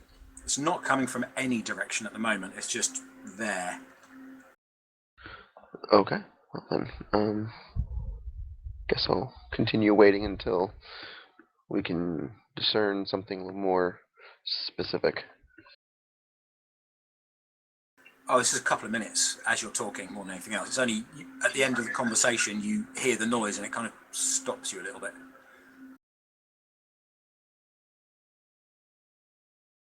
Yeah. Full daylight.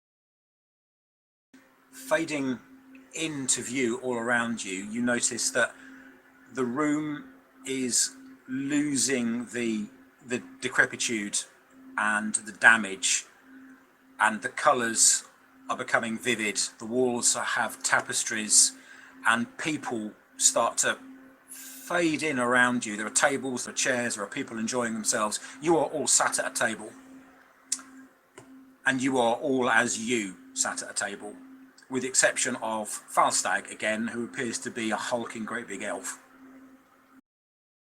Poor old Falstag. But you are sat at where you are sat, or if you are stood where you are stood. But Rain, you said you were going to go to a position where a chair would have been. You are sat in a chair where you thought you would be standing, if that makes sense.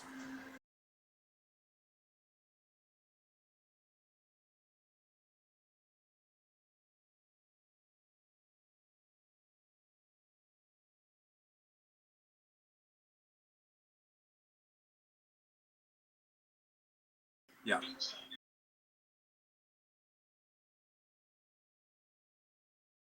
Okay.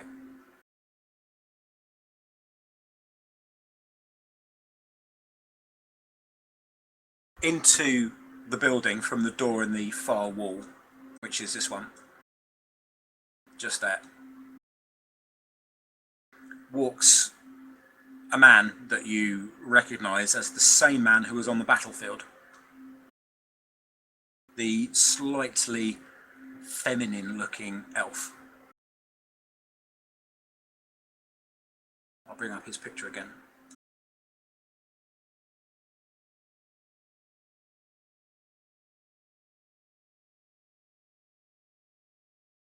Him.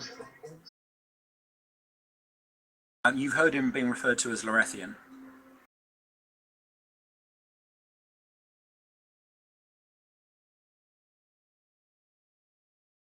And he sees you, and he walks over and to the table opposite you, and he sits down at that table and begins to pull a chicken towards him and starts ripping some of the meat off of the chicken, sort of the breast and one of the legs, puts it on a plate in front of him, looks up at you and just points at the chairs with one finger with one hand as he eats a chicken leg with the other.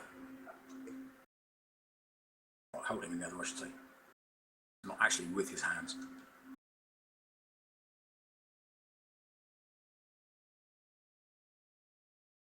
And I will just sit on the floor. Yeah, I'll sit down as well. Okay. Oh, and that's but you're in elven form, not tiger form, just to let you know. Now. Okay, well then I'll sit on a chair. Right. Now, that is. So. And Bose, sorry, you what? I said aye. Right.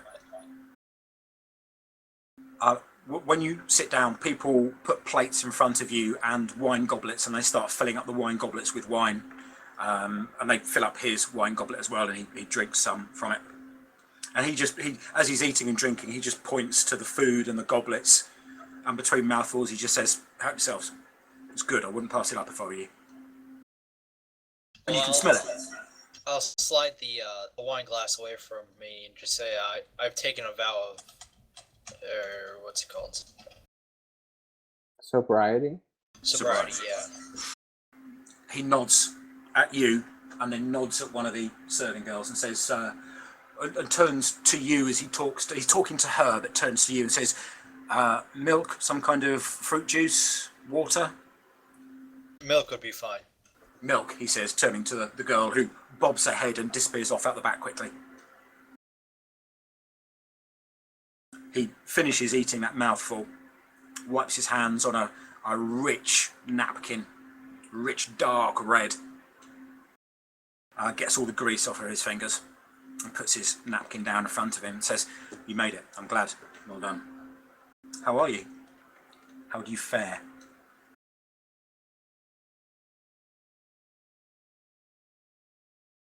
Well, I'm quite well. We've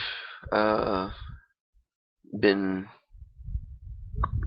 accepted into your a whole rather rather well.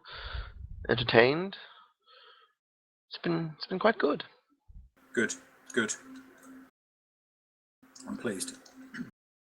You've been treated well, yes? Yes. I'll look at the other companions with me and just kind of give like a nod, like, yeah, been good.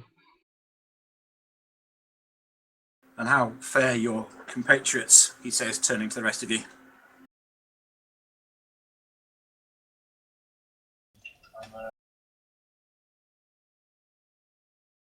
Good.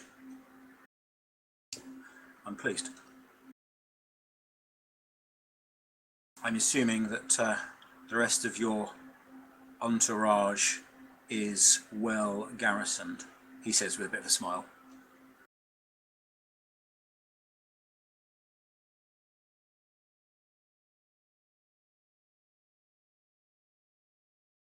He looks at the rest of you, raises an eyebrow. I'm good, but honestly, I am quite confused about this. Right, then you may ask a question, please.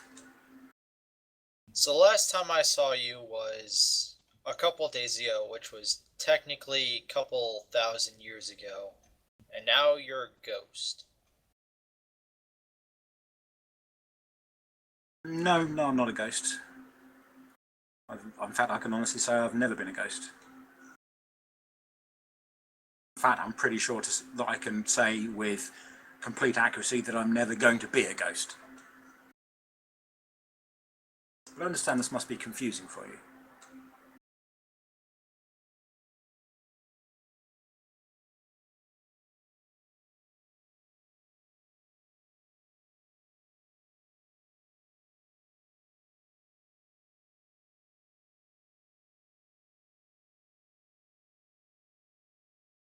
You are, very much.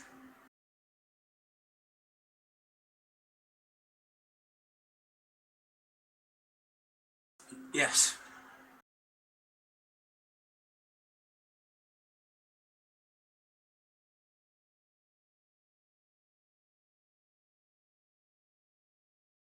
Mr. Vandel, I have not summoned you here. You have arrived here. There is a difference. I would not presume to summon you here, although I probably could if I wished. That is not what I do. You are here because you need to be here. There is something that you need to see. Same with all of you. You are... How can I put this? You are exceptional people, all of you. You might not feel particularly exceptional, but you will in time if you don't already. Things are happening in your world, in your time, and you have a part to play. And the reason you're here is because that part that you will play needs to have a background of knowledge behind it. And that background of knowledge is made up of some of the things that you will see. Some of the things you've already seen, some of the things you will see here, and some of the things you will see when we meet again in the future, for we will meet again in the future. ALR is safe, and you will see him again. In fact, you may even see him briefly this evening. Briefly. Although you might not get a chance to speak to him. I don't know. Well, I do know, but, you know, it's all fine. He is here.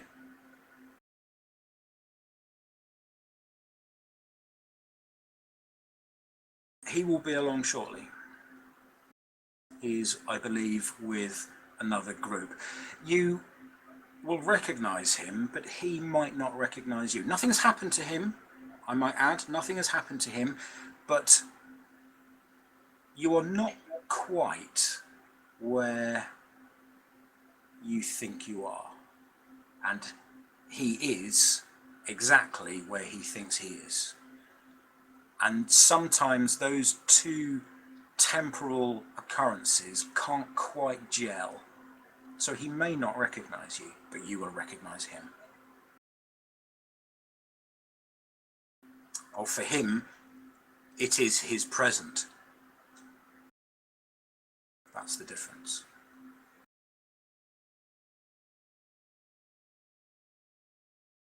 But no matter.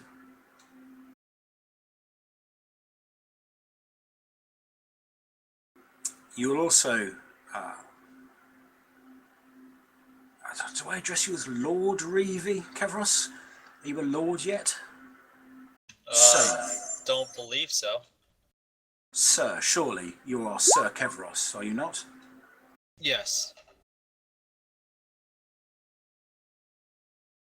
Well, Sir Kevros, there is a User disconnected from your channel. high-ranking member of the Church of Ilmatar here this evening as well.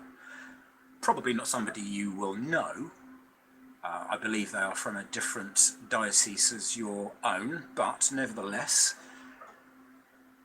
you will certainly recognise their position, and they will probably recognise yours. And much the same with the rest of you. There are people there from your great houses. Maybe you will recognise them, maybe you will not. But nevertheless, they are here. Tonight is a very auspicious night. Very auspicious. Now, you may be unaware of the full, tangled history of the elves down throughout the centuries. You will know some, surely. I would like to think, well, actually, I can say for definite that in your present, the history of the elves is still taught to the younglings, perhaps not with as much passion as it should be, but nevertheless it is still taught. And you are here to experience some of that history firsthand, for it bears relevance to what you are doing in your present. Does this make any sense to you at all? Yes, certainly if the history can help us with our current predicaments, then would be good to, well, learn what transpired. Precisely. Precisely. As I said, this evening is a very auspicious evening. Tonight we will, well, I'll let you watch and we can talk again afterwards. I think that would be the best way.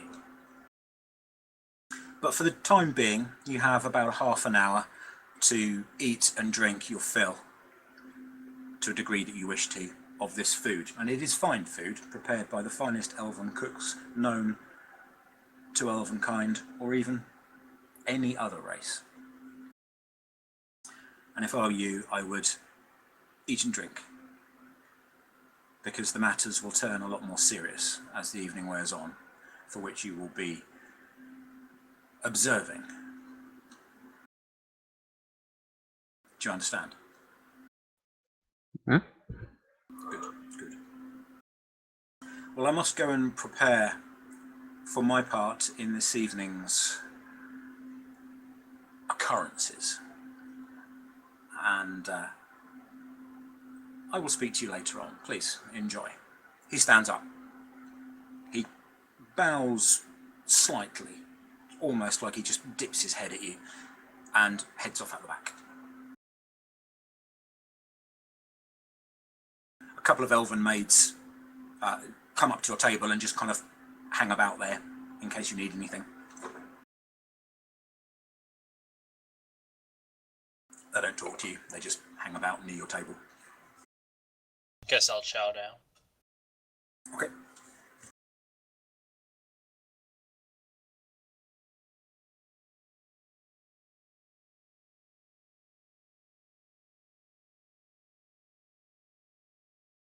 Okay.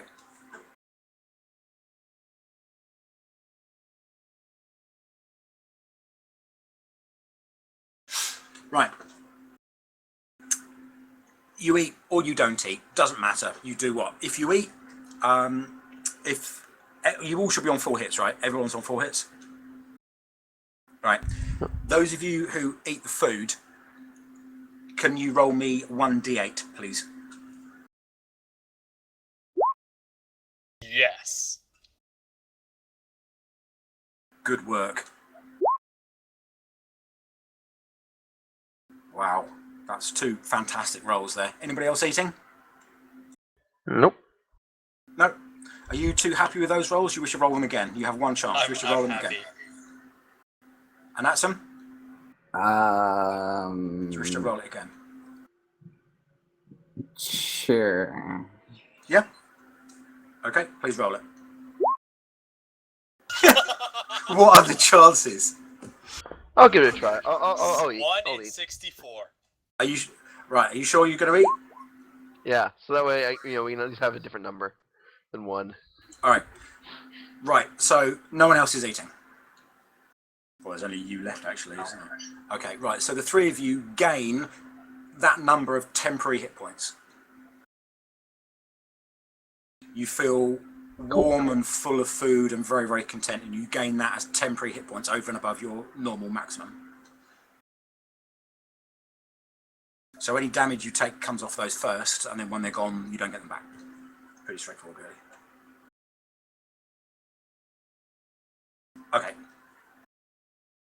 After about a quarter of an hour, a man comes into the room. You recognise this man. He's the seneschal that you saw in ghost form, now not in ghost form. Very much alive and elven. But it's just weird because you saw him as a ghost previously and now he's not. And he walks up to your table and he nods and bows respectfully at each of you and says, I'm sorry, my lords, if I may just interrupt your food for the moment. It looks like people will be convening for the meeting very, very shortly. Once you are ready, please, if you would talk to the man at the door, he says, gesturing at an elf who's just stood inside the doorway behind you. He will lead you to your seats. Thank you. He bows again and then heads away.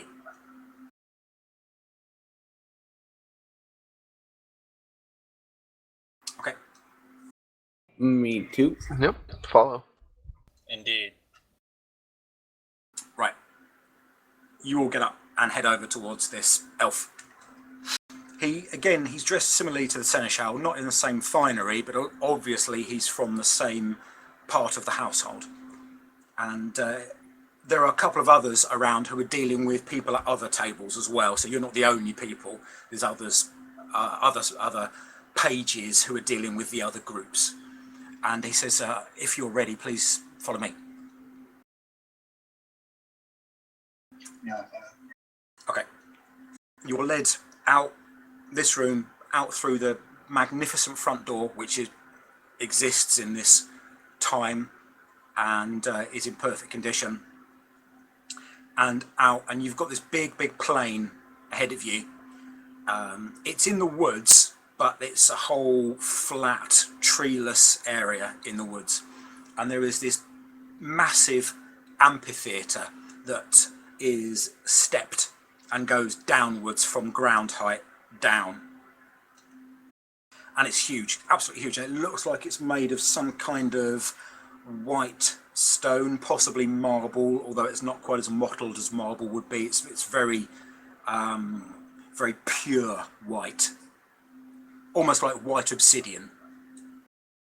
And there are 10 tiers going down with steps down at the 4 cardinal points down to this sort of Stonehenge-like inner amphitheatre, i.e. you can, there are obelisks standing up with other flatter obelisks along the top, thin, creating some kind of, what do they call it, auditorium in the middle, much like the Acropolis in Greece.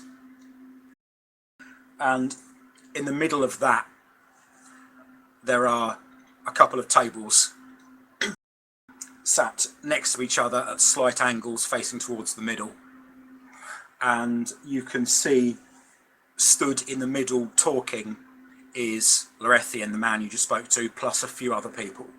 You can't you can't see who they are because they have their backs to you. The only reason you recognise Lorethian is because of his finery, the way he's dressed. And all around you, there are thousands of elves being shown to seats all around you, all dressed in fine robes and clothing. And the hubbub round here, which is purely in Elvish, is very, very loud.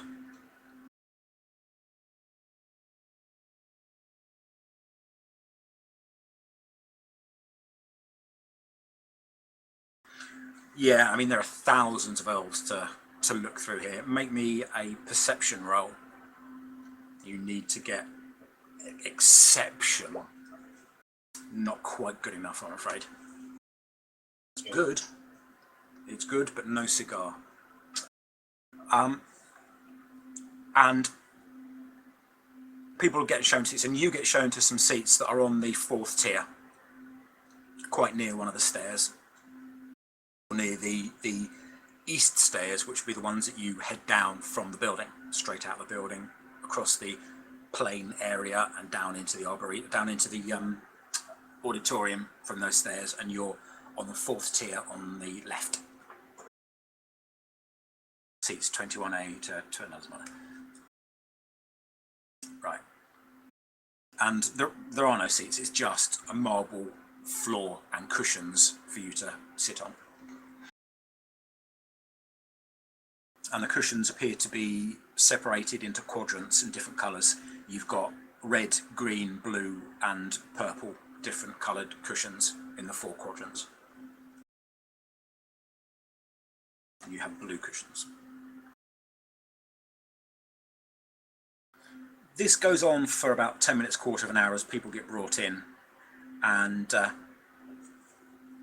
eventually the people, or the elves coming in, slow down to a trickle, and finally no more are brought down the stairs.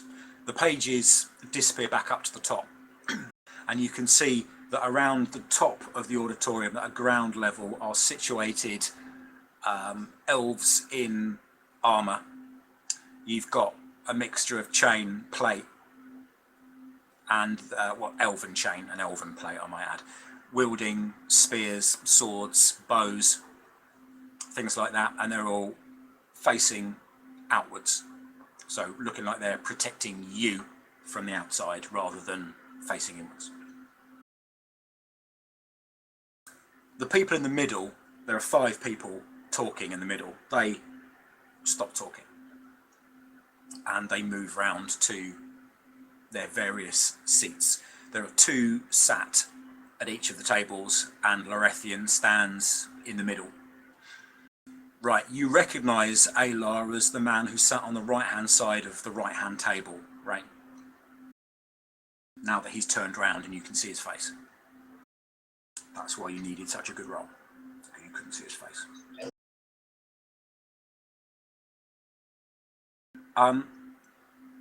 Yeah, everyone else is sat down. You're going to stand up and head straight towards him. Okay? You stand up and move your way out of the crowd and start heading down the stairs. There's a couple of guards at the front, look up at you and start moving up the stairs towards you.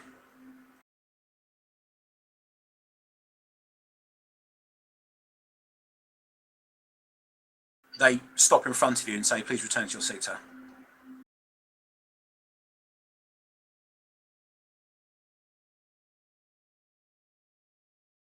There will be plenty of time to speak to him afterwards. You need to return to your seat now.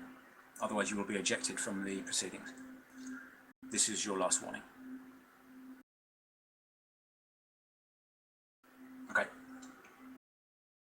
Alar hasn't... I mean, he's looked over... People are turning around to see what's going on. He doesn't appear to have recognised you. He's looking over what's going on. He appears to be talking to the guy next to him, and they're both looking in your direction, but he's not. There is no recognition on his face. But it is definitely him.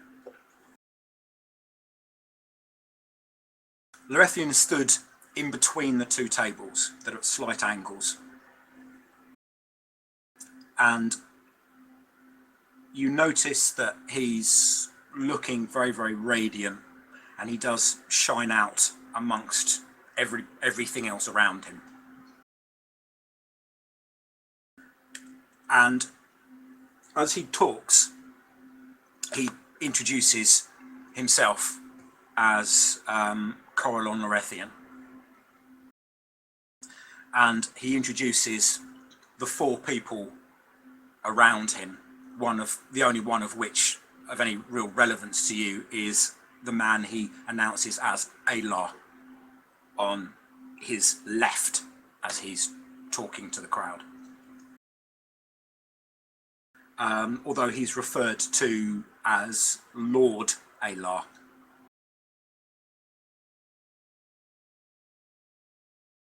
And he's Lord Alar of the Ialoeth clan from the Al Telcosia. And you notice that the Alar's skin is very, very similar in luster to Lorethian's skin, much unlike the other three around the table, the other three who have other colours of skin. There are obviously other types of elf, for which there are, well, different types, many different types, it would seem. And he introduces them all as varying different lords from varying different clans.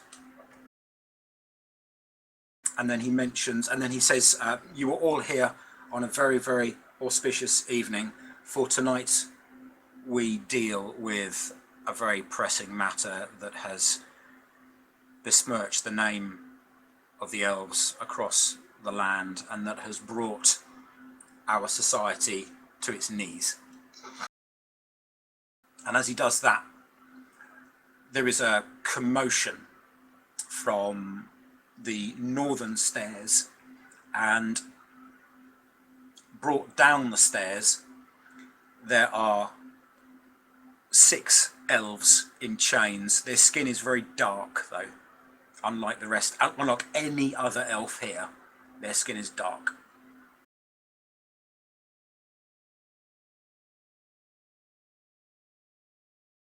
They're brought down, and they are put to their knees, not in the amphitheatre at the bottom of the steps. That's it, just put to their knees. They're forced to their knees. Nothing else is done to them, they're just forced to their knees. Yeah, you do, yeah. And when you look back at Lorethian, you realise quite quickly, in fact, that he's now about 20 feet tall. Still the same form, but he's about 20 feet tall. And his voice booms out a lot more. And he says,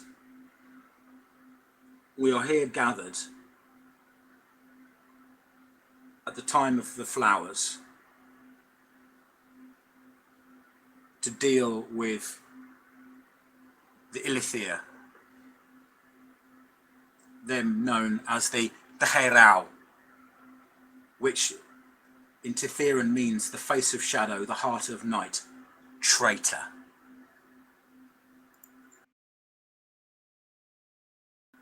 We are here to cast them from our society,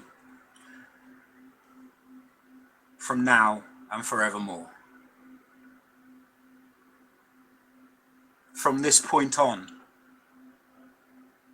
their name, Ilithir, will be ripped from them, and their new name, Terau, will be given to all of their kind. They have brought darkness to us, and because they have brought darkness to us, they will be cast into the darkness for now and forevermore. This is what the council has spoken. And so they have spoken, and so the courts have ruled. This is what must be done. You, all here, from the four corners of the world have been summoned by me. And you have been summoned to bear witness to the casting out of these Ilithiri. You have been summoned here to bear witness to the creation of the Derau and their casting into the Underdark. And he walks over to where they're stood. He's now about 40 feet tall. He's just growing, basically. So he covers the amphitheatre in 2 steps. And he's covered in this golden glow that goes up like flames all around his body, swirling up his form and all the way out, up hundreds of feet in a swirling maelstrom above his head. And he says some words in a language that makes your brain melt. You cannot understand it, but it just, it kind of, when it goes in through your ears, it makes you want to turn your ears inside out and gouge your brain out. It's not horrible, but it's just kind of like fingernails on blackboard, sort of weird, confusing, and God knows what else. It makes no sense to you whatsoever. And he says a few words in that, and then switches back to Elven. And he draws his finger across the air in front of him, and a rent appears in the ground, just this massive rent. And he holds his hand out like he has an orb in it in front of him. And in his hand appear the 6 elves, the drow, that were shackled on the floor. And he holds them down to this gap in the ground, and he blows gently at them, while and then says some more words in this gut-wrenching, mind-numbing language, and they tumble into this opening. You notice that his eyes appear to be tearing up a little bit. It looks like he doesn't want to do what he's doing. He looks like he's unhappy having to do what he's doing, but he's doing it nevertheless. And after he says all of this, and a single tear drops from his left eye and hits the ground in this bucket of water has just been opened up. That's the equivalent sort of size. He draws his finger across the air, and with this strange, screeching, keening sound, the ground is sealed up perfectly, as if there was never anything there. And as you look away from this rent in the ground back to him, you realise he's normal size again, as he has his back to you and he's walking back towards the table in the middle where the other people were. Nobody else appears to be batting an eyelid at what has just happened. No one is exclaiming any kind of wonderment at the fact he was 40 feet tall or anything else like that. A few people appear to be putting their fingers in their ears and trying to dislodge the sound or something like that. You notice that some of the other people around, or a lot of the other people around here, couldn't comprehend the words that he was saying either, and a few people looking a bit confused. But he goes back to the middle of this amphitheatre, turns to everybody, and he says, "It is done.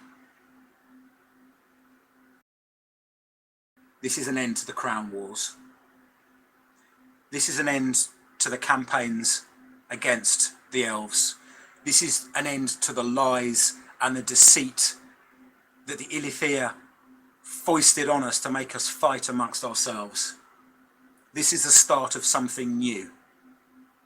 This is the start of Comanthir. This is the start of the legend of the elves. This is our future. And from here, we will go out into the world, and we will make sure that evil is taken from wherever we find it and destroyed. For that which was the darkest part of us has been cast out. From this point onwards, all of these dead owl will fear sunlight. From this point onwards, they will all seek shelter as far underground as they can go. All of them, from those 6 progenitors down, will have the same fate. The sunlight will be anathema. The darkness will be their home. This is what has been agreed, and this is what has been done. Justice has been served. From this point, elf will not kill elf. We will not have wars. The mighty clans will be united again as we were. That is it. That is done. We are finished here. Now is the time for questions. Now is the time for entertainment. Now is the time for those of you who wish to leave, to leave. Thank you. There is now massive murmuring amongst the crowd, like just this cacophony of sound.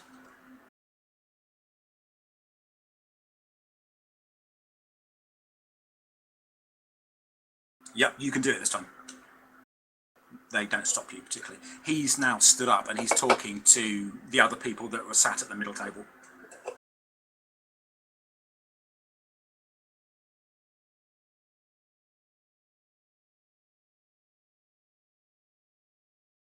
He looks at you and you're going for a hug, and he takes a step backwards and says, "Well, friend, do I know you?" It sounds exactly like him as well. Lorethian is there.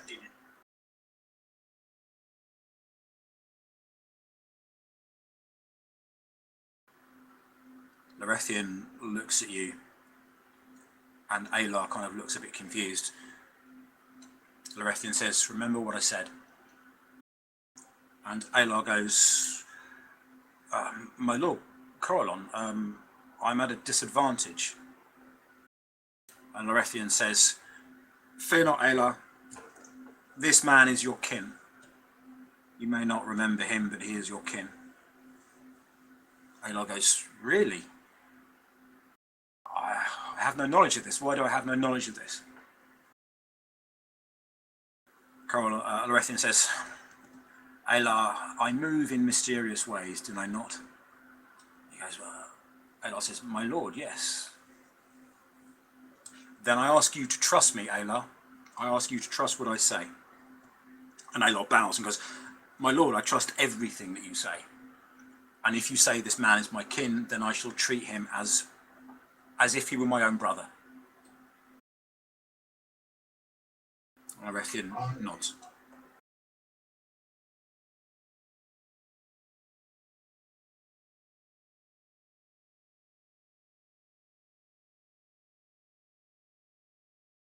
Yeah.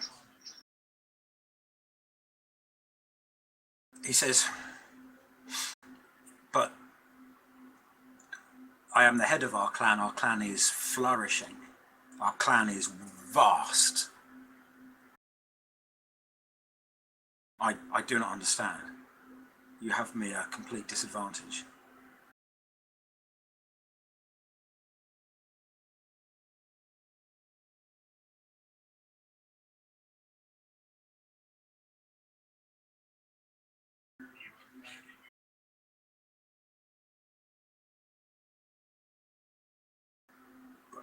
We are one of the biggest clans.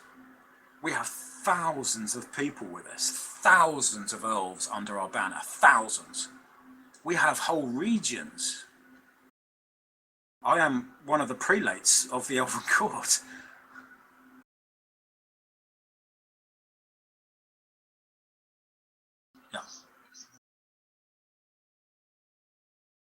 Yeah. Yeah.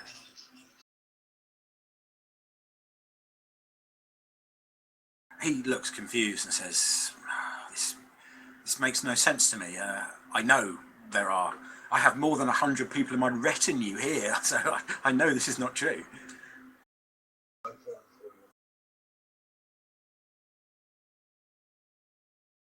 There is no treachery. But as I said to you, you are from different times. Your present is not Aylar's present.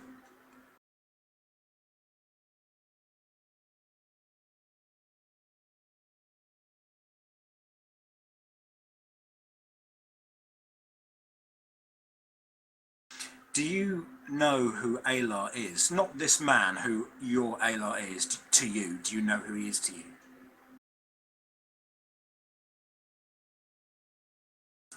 What does he mean to you? Lorethian says. What does Alar mean to you?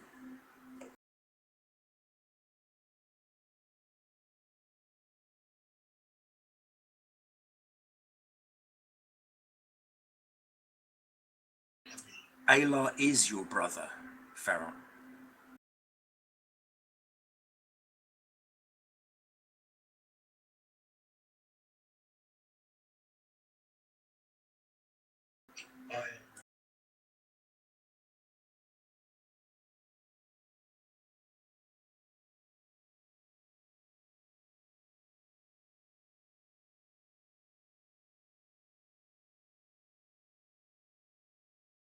Exactly.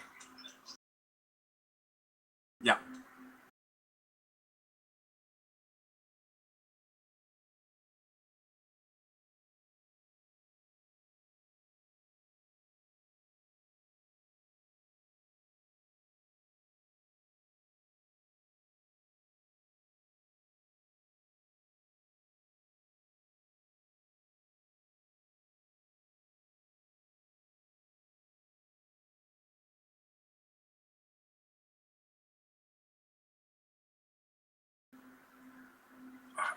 And it's good to see you. I confess I have less of this knowledge than you do, but I have no reason to doubt anything the Lord here says. He has never told a lie to any elf. So if he tells me something, then I know what he tells me is the truth.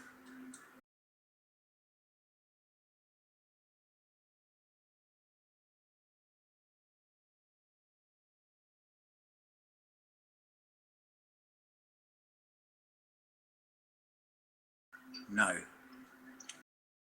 This is his great grandfather, effectively. Although it is, for all intents and purposes, the same person. There are some other people that I wish you to meet. Bring your friends down. Coralon kind of waves at the rest of you guys and sort of makes a beckoning motion for you to come down. Well, I will approach. Okay, but we'll leave it there. We'll not leave it there, but we'll. While that conversation was going on with Ferron, what about the rest of you guys? What were you doing up on the terrace? You can do whatever you want. So let's do you guys. Well, what I would have done is I would have actually tried to go to Corellin Lorethian, and I actually wanted to ask him some questions about what just transpired. All right, we can do that. Okay, what about Anatsum and Bose? What are you guys doing? I'm just kind of confused about what's going on. Okay. So I'm sitting there in kind of disbelief, seeing if anyone else is as confused as I am. All right.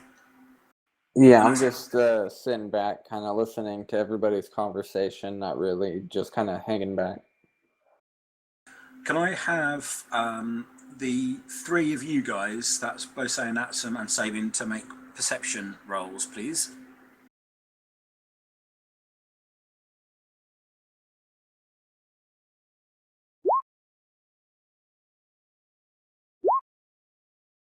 $25. Okay. You, Anatsum, you see somebody as you're just kind of like looking about, seeing what's going on. You see somebody who looks really, really familiar through a crowd. Another elf, really, really, really familiar.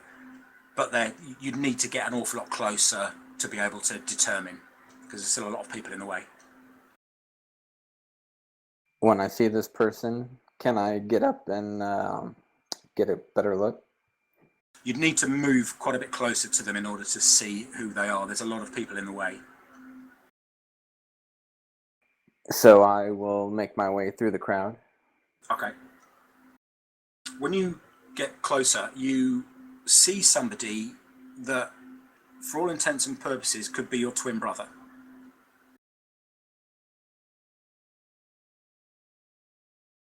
So does he look like a druid?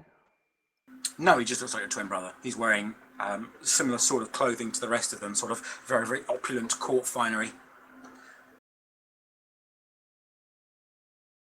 Do I recognize, or do I have a feeling that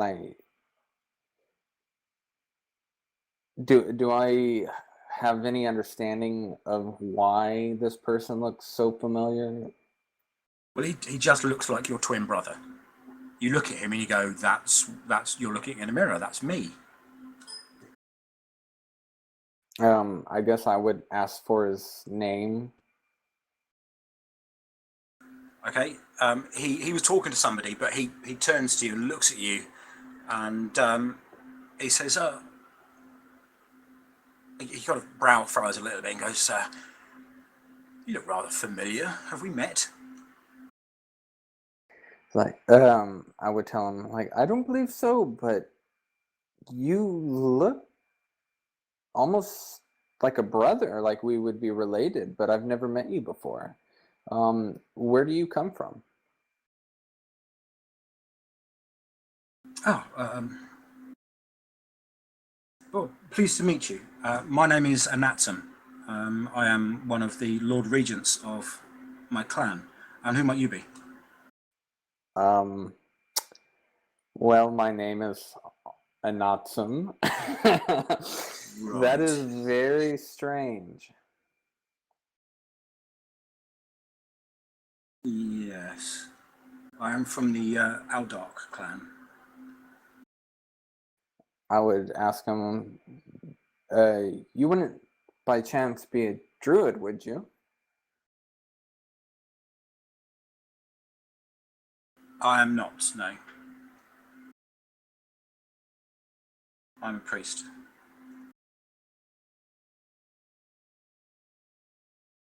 I'm a cleric of Corellon Erethian. And we do know, like, all these people, I mean, they're real, but they're also from the past. Do we know they're from the past? Like, or are they, like, from the present? Well, you are very present where you are with them. They, you can talk to these people, you can feel the breeze, you can smell them, you can touch them, you can hear them. It all feels very real and very present to you. But from what you've been told by the other guy, then,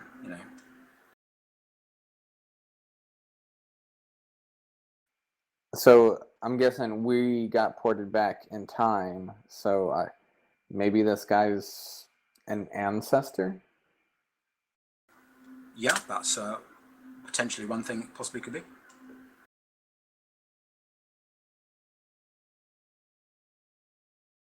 I don't really have any other questions for him.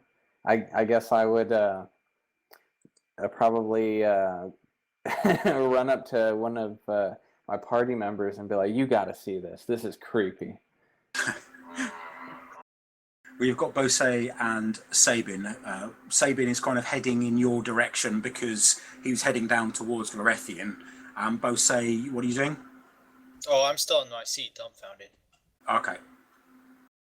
So you can grab Sabin because he's closest to you than the others. So I'd grab Sabin and be like, "You got to check this out. This is weird. This guy has the same name as me and looks like me." Really? You have a twin? Apparently so. He's a priest, though. Right. Priest of what?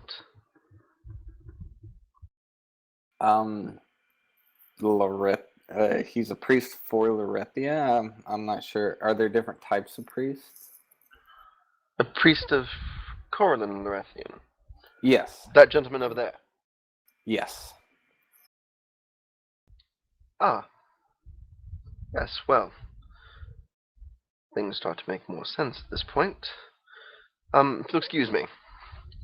And I'll continue to Lorethian now that Right. I am quite sure he is a deity of some sort. Okay. You walk up and listen into the conversation that he has with Ferron. And then that conversation finishes and he becomes free for you to talk to. Right. So I'll just make my presence known with like a Yeah, he cough, turns to clearing you. of the throat, that kind of thing. Yeah, he turns. And I'll say, I'm sorry, I'm not really sure how to address a deity. Hello? Would a Mr. Lorethian do? If you wish. Well, you're the divine one, so I suppose it's really what you wish. I wish for you to be comfortable. Ah, well. In that case, yes, Mr. Lorethian, I noticed that you have essentially condemned all of the darker elves, but while the ones you've just sent to the Underdark are probably beyond saving, but surely not all of them are as reprehensible. I'm sure there's at least a few that are, well, worth befriending and potentially getting to know. I understand why you've said that, and for over 1,000 years many people have said something very similar. And yes, there are some members of that dark society who have proven themselves to be less evil than their brothers. However, generally speaking, when we trust these people, they have turned round and they have stabbed us in the back. Chances have been given to them again and again and again. We have done what we can to rehabilitate them and to trust them, and each individual single time that we have tried that, they have fallen back on that trust and have gone against us. The council have decided that because of the countless thousands of elven deaths that have occurred at their hands, thousands, tens of thousands over the centuries that have passed, that the best way is to banish them all. Now, this means that those who are of a less dark heart will be banished as well. However, if their resolve is true and their heart really is as pure as we hope, then they will find their way back up to the surface and will be rehabilitated back into our society. And that's the way it's going to be. So, it's not that we are to take each one as being a terrible individual and discount all of them, but to judge each one on an individual basis, with the general consensus being that we will be greatly disappointed if we attempt to rehabilitate them. Yes. Very well. Just, it saddens me so to see such massive amount of banishment, an entire people, and with them all of their culture and thoughts, art, all of it gone. Would you prefer us to have killed them? No, actually. That would So what be... would you have wished us to do? Honestly, I am not sure. Exactly. We have tried rehabilitation. We have tried teaching them that this is not the way we want to do this, not the way we want to do things at all. However, they consistently have chosen to use dragons, evil dragons, and the dark gods with their corruption to fuel their powers and magic. They have used ogres and demons again and again and again and again without caring not one jot for anyone other than themselves. And because of this, the council felt it necessary to banish them all. And if that is their will, I will enact it. This is a decision that the elves have made over the span of 1,000 years. As you know, no elf makes a decision lightly, especially a decision such as this. This decision has taken nearly 1,000 years to be reached. I see. Well, I hope it is indeed the right one. Time will tell, Mr. Blackwood. Time will tell. Yes, I suppose you're right. Unfortunately, I don't imagine I'll have quite as much of it as you. If you happen to know, just, well, keep me apprised, I suppose, if that's at all possible. Because Of course. I would like to see them redeemed, if that's at all possible. You know, well, Many people live would. and let live. Many people would like to see them redeemed. And redemption is always possible. Always possible. While even one of them lives, redemption is possible. Take that to heart. I will indeed.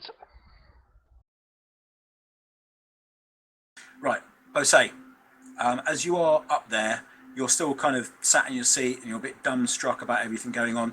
You do look about and you notice that there are priests and men in armour who are bearing the symbols of quite a few gods, one of which you notice is Ilmatar, if that makes any difference to you, or what you decide to do. Well, it is interesting, but everything is, like, I don't know if they really have, like, any information, or, like, the only thing that we share is the, Ilmatar, being in Church of Ilmatar, and I'm not quite hung up on that, so that doesn't make much of a difference in what I do. Right. Okay. People are filing out of the auditorium now, the amphitheatre, and they appear to be heading to 4 buildings that are situated north, south, east and west. And these 4 buildings bear similarities to the building that you have just come from. And people go to each one depending on the quadrant that they were sat in. A page comes up to you and well, to where you are, Bose, actually, which you've also got Falstag and Griffin with you, and says, if you and your compatriots are ready, I shall take you back to the festival hall. If you wish to wait here for them to rejoin you, I'm happy to wait here as well. Well, I guess we can go. If everyone else is done, of course. Right, those of you down in the middle, which is, I believe, just Rain and Sabin at the moment.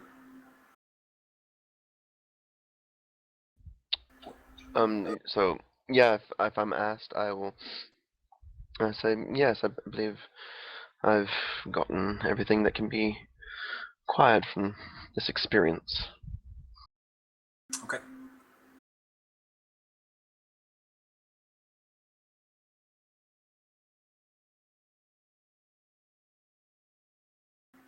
Yeah, he is.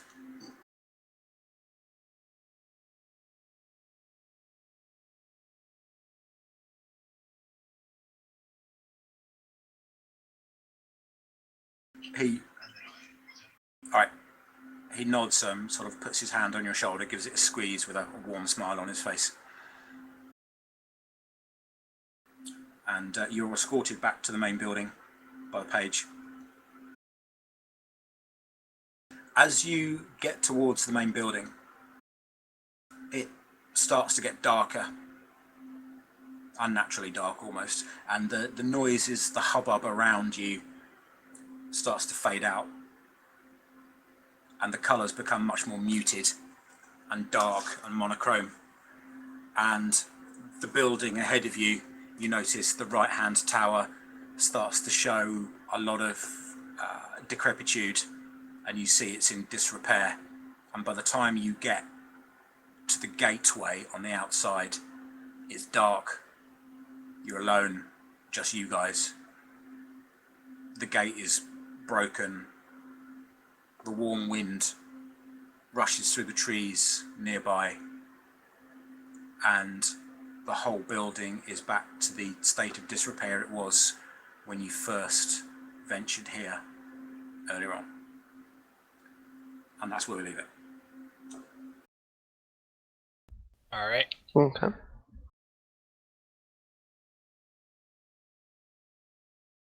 And I shall be back since supper is ready. All right.